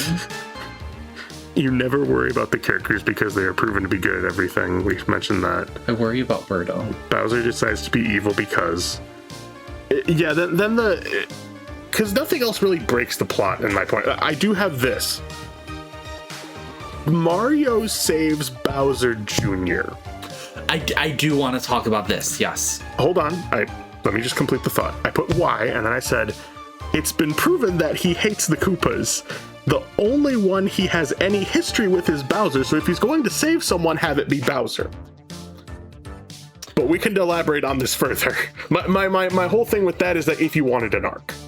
If you wanted an arc of like, oh, well, you know, he feels bad, like, oh, he feels bad in some way, shape, or form, but fucking... We don't see that change in Mario. I'm okay with him saying Junior, because if he cares about Bowser, he'll care about his son. It's fine. You know, it's whatever. My question with the scene is, it's a contrivance. Why does the Ruined Kingdom dragon, like, ink summon? Why does that turn on Junior when nothing else has? Yeah. Schrodinger's writer, I can infer, oh, maybe he made something too big, and, like, there's like, you know, the bigger you make something, the more likely it is to get out of control. But the movie doesn't want to be a movie, so it doesn't talk about things or explain them.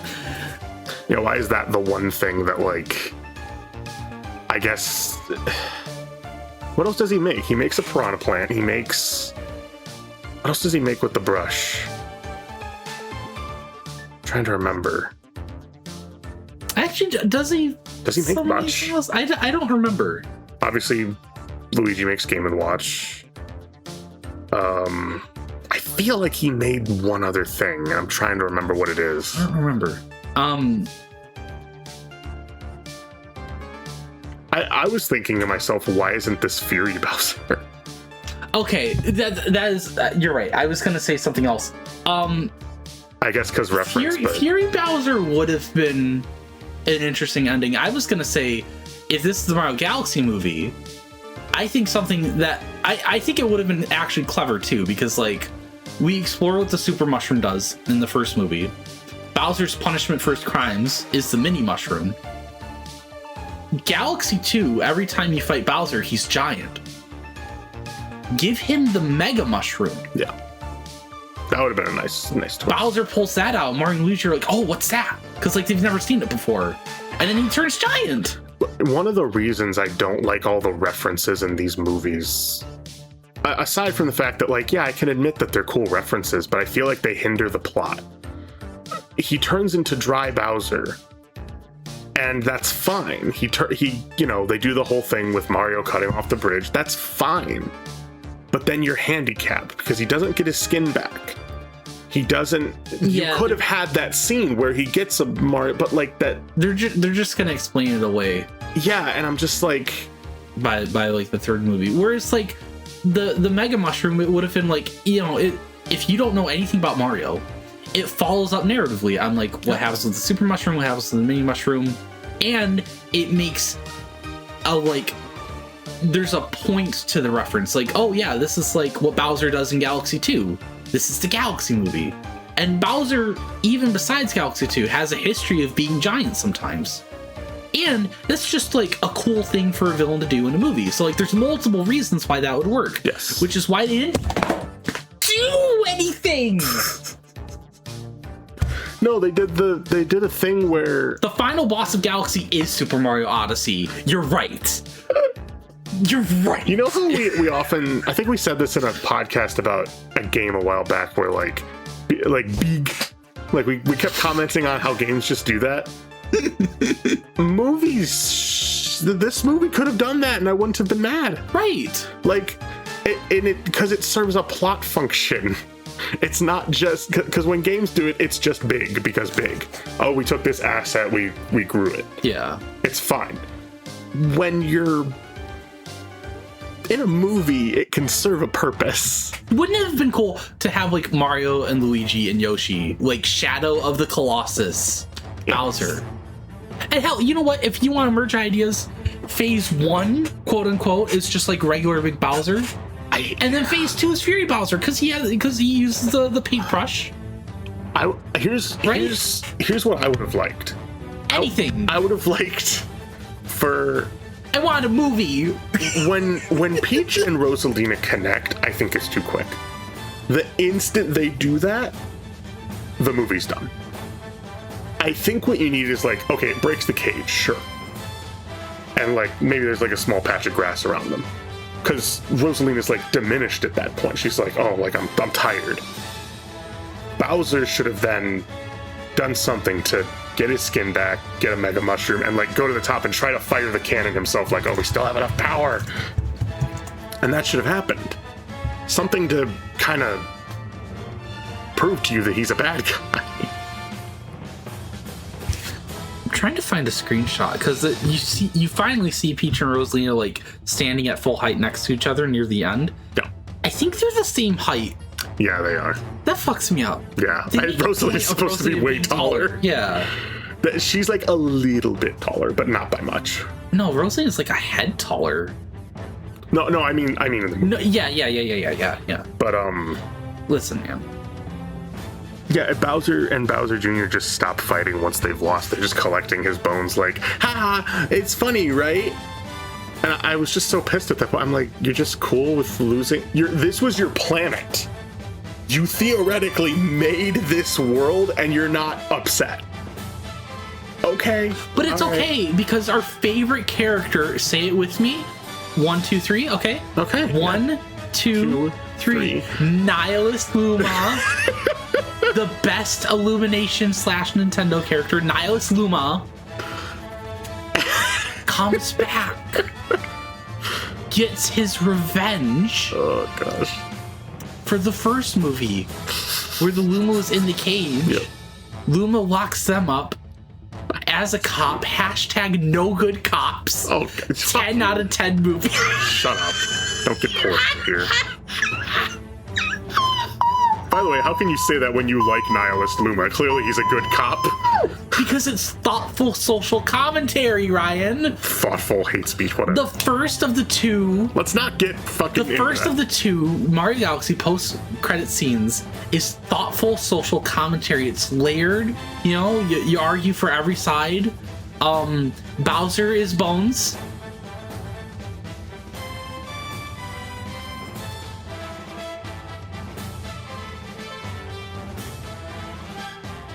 Bowser is Bones. No.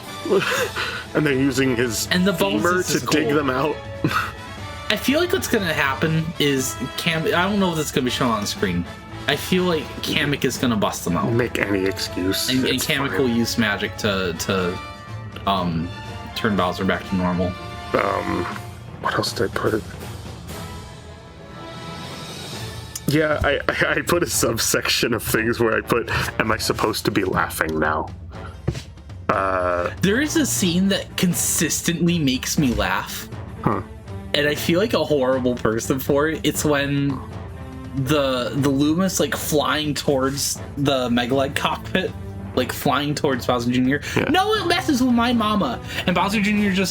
and then choke slams him. And the Luma just immediately goes, Oh my god. Every single time I howl like a coyote when I see that. I guess for me, these are just the jokes that just didn't land. Like, I put Luma's annoying Rosalina, and I'm just like, I get it. It's a little thing, but that's such a trope. Anything involving Yoshi, I did not find funny. I just couldn't get into him. I don't think Yoshi's a detriment to anything. He's just very nothing. Yeah, he's just nothing. He's just there because Yoshi. That's it. Toad, I think, feels more so like I have the expectation for him to do more because he was there in the first movie. Yeah. And he makes that comment about Yoshi, and that doesn't go anywhere. Yoshi, I'll give a pass because again, like a movie is allowed to have like 1 or 2 characters that don't really do much. Well, it can't be half your cast. Well, the problem is, well, I'll get into it, but Bowser's screaming is always lingered on for way too long, in my opinion. Jack Black's a good screamer. That's fine. I get the joke. After the first or second scream, you don't need to linger on it for 10 seconds. But he's good. Rob. I make the swoop! Rob. I guess it's just because I've seen Zootopia, but I saw that joke before. I get some people were like, oh, but it's clever because the Rob toy was slow and everything. So I'm like, it's fine. It's fine. I just wasn't laughing. That was my only point. Baby Bros hijinks, I didn't find any of that funny. Just none of it. anything involving Kamek. None of it made me chuckle. Messiah! The master! Yeah, and Bowser Jr. collecting his dad's bones. Crossdress for your master! I had 2, I might put 3 things that I liked in this film. You could Kamek, Yoshi, and Birdo. absolutely. Piantas, because I'm a Sunshine stan. During the moment when Bowser Jr. brings up his like arsenal thing, we see the poltergust. Yeah. I thought that was fun. That's the kind of reference that I'm okay with. Yeah, when it's quiet. And the scene that made me happy was Bowser's puppet show. Oh, of course. That's probably the best scene in the movie. It really is to me, where I'm just like, if I had that, if I had someone do a puppet show like that for me, I'd be fucking happy. It's really good. For a couple seconds during my first viewing, I thought they were actual puppets. That's all CGI. It's really convincing. Yes. Honestly. I loved the way they animated the Bowser puppet, where he looks goofy enough, but also like it kind of fits. Like I feel like it was a reference to another Mario villain almost. I do have a question, and I feel like this might come across as me needlessly bullying you, and I want to take like a 15-minute break from that, but I'm just legitimately confused. So like we established that like when we watched it together, it was both our second time watching it. Yeah. And I understand that you haven't played Galaxy 2. That's fine. Yeah. But during that gateway scene where like you see a bunch of different races, you see like the bubbling snails and like the penguins and stuff. The woodblock guys from Galaxy 2 show up, and you didn't go like, I don't know who those are, or you didn't ask me like who are they? You sounded like not angry, but like very exasperated, like, what the fuck are these? And it's like, what? Why is that such like an intense mystery instead of just a regular question? I think it was just because I was just in the moment. I was probably laughing at something. I was like, "Who the fuck?" Like, you sounded like angry Nintendo tuber 2009. Like, who are these? These aren't established in the canon. I would like to reference the fact that on our second viewing, it was just me, Drew, and Will in the theater alone. So we could be as loud as we wanted. So I think that was also another part of why I was like that. No one's wiener got touched. I don't know. It felt very like a very unproductive day. It's not what we're talking about, Drew. It's not what we're talking about. It's not. No one said anything, and then you said something. Was it MJR? Why does MJR have cinnamon sugar donuts and chocolate dipping sauce? That whole time, I was thinking 2 things. One, I'm going to ruin my shirt if chocolate drips on it. And 2, this is the happiest I've ever been. Chocolate never got on my shirt. But I was paranoid. Because it's dark in the theater. Yeah. No matter how bright the screen is, it's dark in the theater. So chocolate drips on my shirt. I'm barely going to be able to see it. I'm going to be like staring down. And then if chocolate's in my beard, right? Then it's going to drip down. That's horrible. That is not a place for chocolate sauces. A very messy food. Why, Brian, I need you to tell me. We are never gonna have anywhere to talk about this ever again. Okay. When I was a kid, and some of the theaters would set out like different popcorn seasonings by like the snack bar, I used to see caramel apple. I have looked in the store and in theaters multiple times throughout the past like 15 years. Caramel apple seasoning just doesn't exist anymore. Granted, I haven't looked online, but you can find everything online. Yeah. If I go to Walmart right now, if any of you go to Walmart or Target or anywhere right now, Publix, yeah, and they have like 20 different seasonings, caramel apple is not one of them. Why is it gone? That's just weird. They have like everything else you could want, like nacho cheese, dill pickle, ranch, you know, like white cheddar. kettle corn, like really every other thing you could think of. I'm gonna go out on a limb and say that those are like considered special seasonings. Okay, dill pickle popcorn, which is fine. I'm not saying there's a problem with that, but like, what makes caramel apple weirder than that? Here's what I'm gonna say. The ingredients probably cost to make it like that. Bullshit. So that's the only thing I can come up with. I don't mean to shut you down, but it's just like... I got you, yeah, I know. And see, it's on here, Walmart.com, it immediately came up. So you can buy it online. Let's go to Walmart after this. Out of stock. Oh, jeez. Visit the Colonel Season store. I will not. That's protest. I'll do it when I get home. I've been craving it for 20 years. But hey, I get you. Listen, I love green apple Skittles, and those are just fucking gone.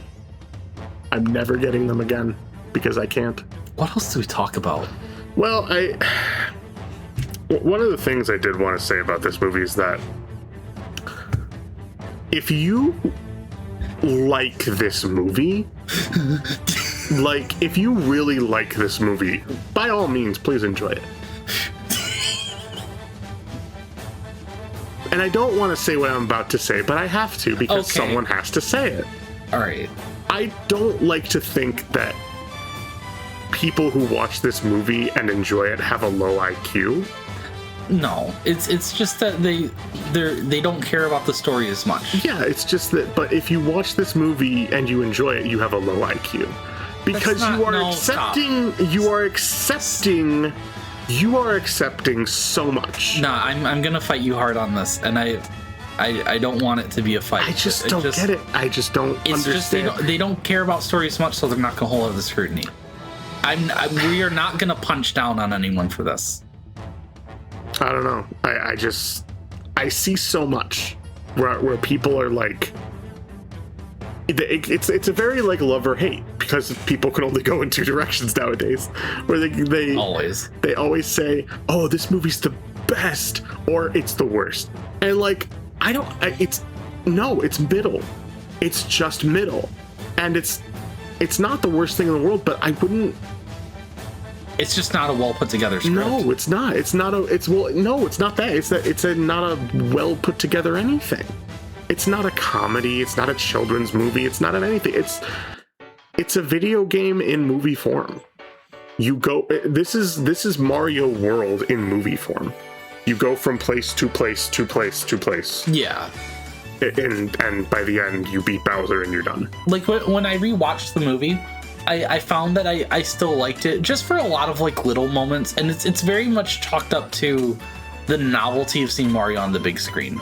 Just like tiny little moments where you see like Mario and Luigi, talk to each other like brothers who care about each other, or like Bowser just acting like a little shit, right? There's a couple like really like couple second things. And on top of the movie just being like generally well animated, and like the action set pieces are like, they're good.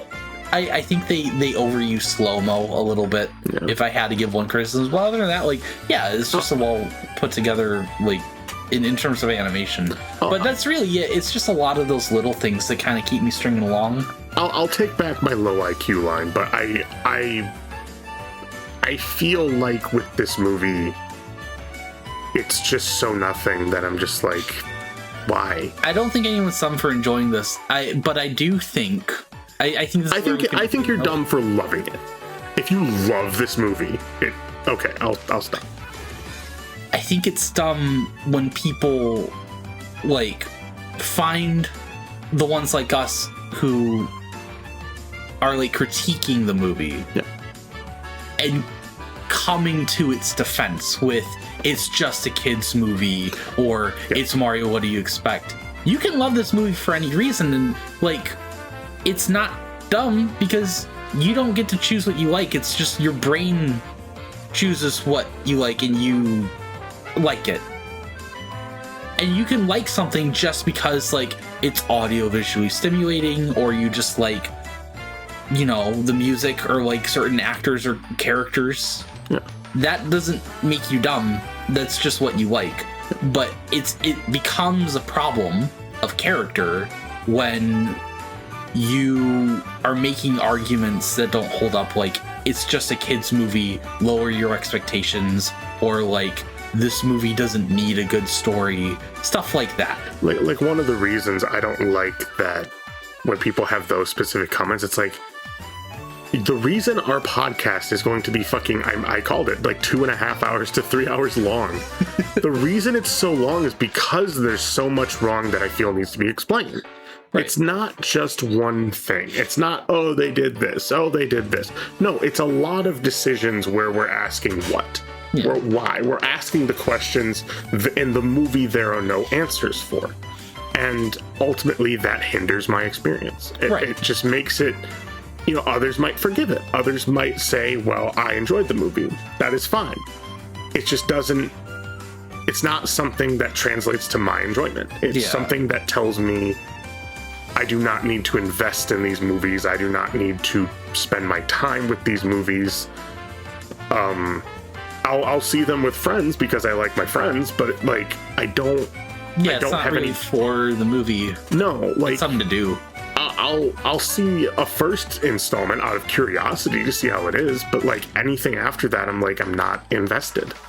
I was never invested from the mention of this Mario Galaxy movie. I was just like, okay, it's another movie. It's not. Yeah. There was nothing hype to me. There was nothing like, oh, I'm so excited. Even when I bought the tickets, I was like, okay, I'm going to see it. I'm gonna see it.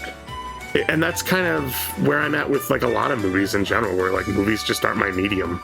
It's very much like I enjoy very like take your time stories. The biggest problem, and I've said this several times, that scene with Peach's realization where they're on the Comet Observatory and she does her whole moment of discovery, it just meant nothing. And it was so cinematically heartbreaking to me because I was like, this isn't a story.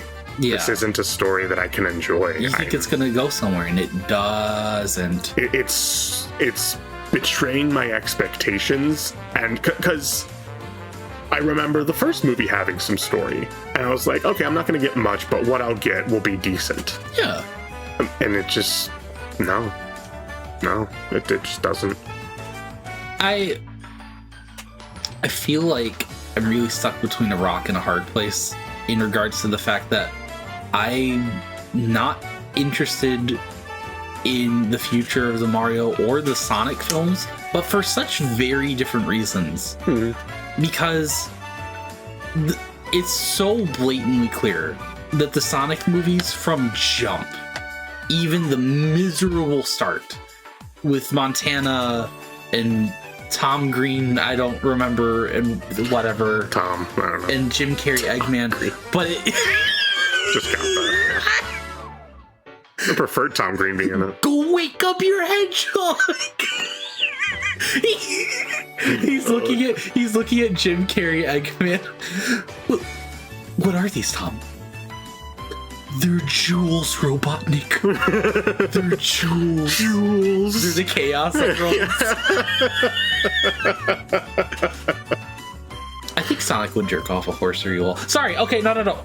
Listen. From the very first movie, even though I hate like the premise of like Sonic like being an alien and it's like live action hybrid and stuff.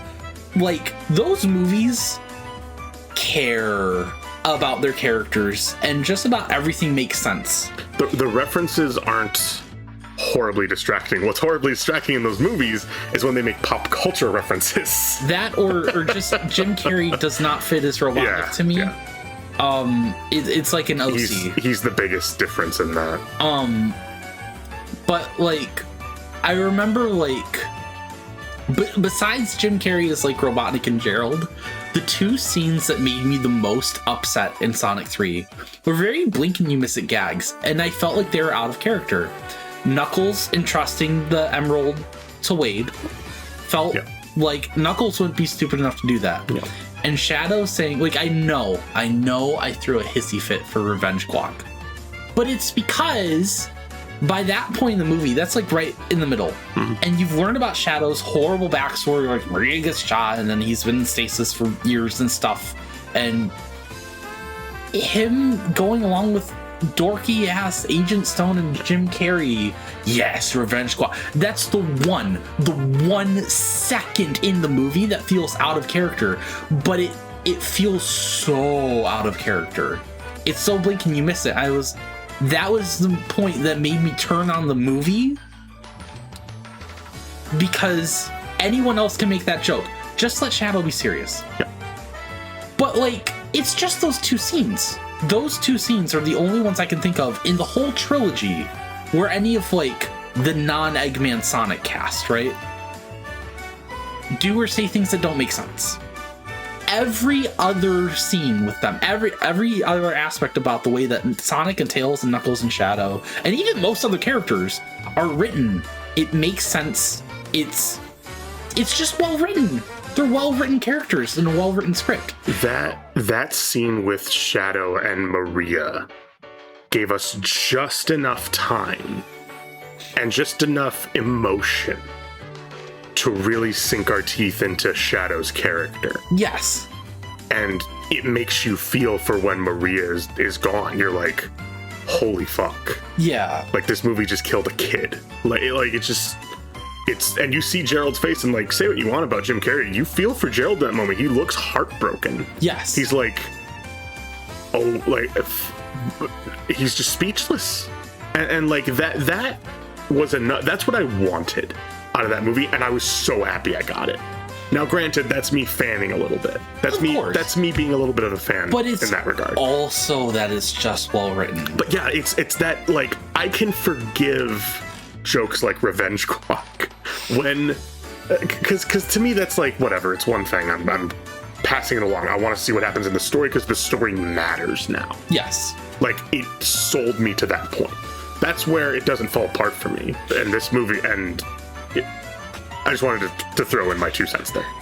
I guess where I'm going is just like, I feel like I'm inevitably going to see Sonic 4, even though I'm not really interested in it at all. You'll see it with me, I'm sure. But even if I don't like Sonic 4, like, I still don't really like Sonic 3, even though there's a lot about the movie that I like quite a lot. I just, if you put me in front of the movie, I think I'd enjoy it okay, but I wouldn't go out of my way to, right? But like, I'm gonna respect what it did right, and it did a lot more right than I would even care to give it credit for. So when I inevitably see Sonic 4, I at least have confidence that it will be a well put together script, and that's the bare minimum I ask of a movie. Yeah. And I can't expect that from Mario 3, because we're going to get a third Mario movie. What is it going to build upon? What if we built with Mario or Toad or Peach? Will Rosalina even come back? Will she even come back? Will she even matter? Or is she going to be another Yoshi, Toad, Fox? Or is she going to become just like Donkey Kong, pointless reference in the background? And like, I guess that goes into the question I was going to ask. I was going to say, do you prefer Sonic 3 or this? Because I'm honestly interested in what you would say. I'm doing everything I can to say Sonic 3 over this. The answer is really neither. It's really neither. No, I get that. But I mean, like, if you had to sit down and watch a movie, like, let's say, like, 2 showings at the theater, you're with your friends, they say, you choose. Probably Sonic 3 at this rate. Before, I would have said the Galaxy movie because, again, just the novelty of seeing Mario on the big screen. Yeah. Sonic inherently being a franchise with more, like, cutscenes and character interactions, the movies kind of felt like there was still that novelty of, like, oh, a big Hollywood movie, and I'm in the theater, but like we've already explored these characters in a lot of different ways, and ultimately, besides the novelty, the movies feel like a different adaptation. Mario never really has had anything like this. Mario never gets the spotlight in like any of the old kind of the cartoons, but like, you know what I mean? Like, not like the RPGs or like Mario plus Rabbids or anything like that. He's never had the chance to tell a story. Yeah. To tell like a sizable story that can equate to like a movie. So the movie being like, here's a movie where Mario is the main character. It's like, oh, okay, yeah, that's actually like, you know what I mean? In the games, it's really like Mario's your vessel for control. Yeah, no, that's because of Gaster. Gas. I don't know where I'm going with this. Just like, I guess in conclusion, what I kind of think in total is like, in Toad? Toto. While you're inside Toad.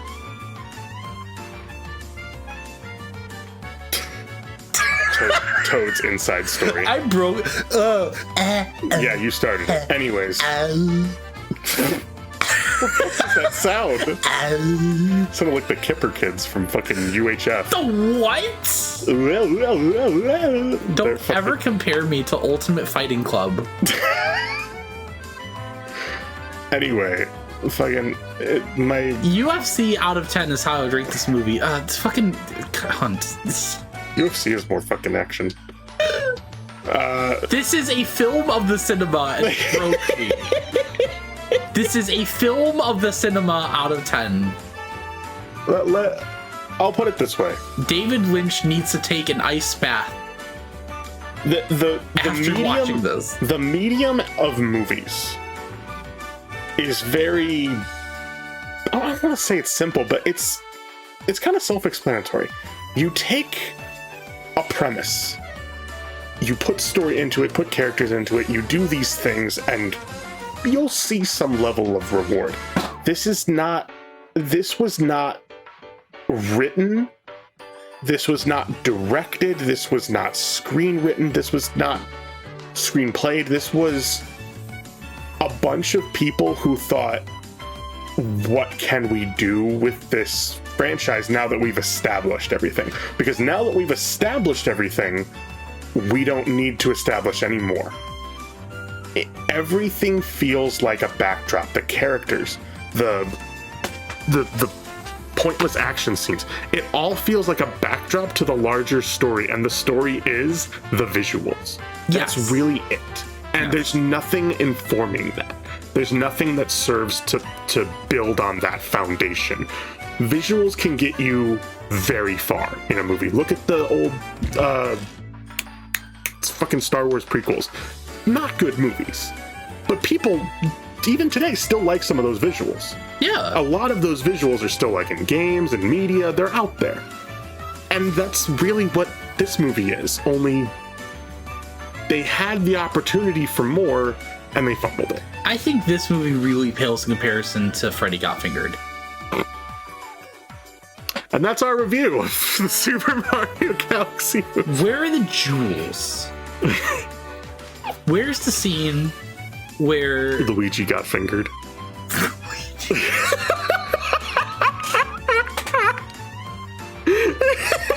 With how much of a suck up he is to Bowser. Yeah, I mean, fair. Yeah. Mario looks at Bowser, proud. No, it's between Toad and Yoshi.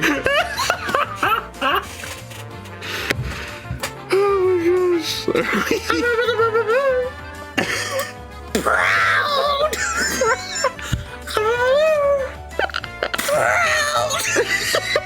Goes on for 5 minutes. Kamek and Bowser Jr. in the Megalite cockpit. Mister, I just want to suck your cock.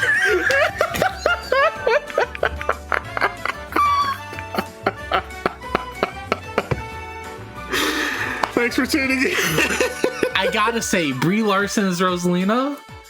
It's the second time she's played a hopeless space girl and she still sucks.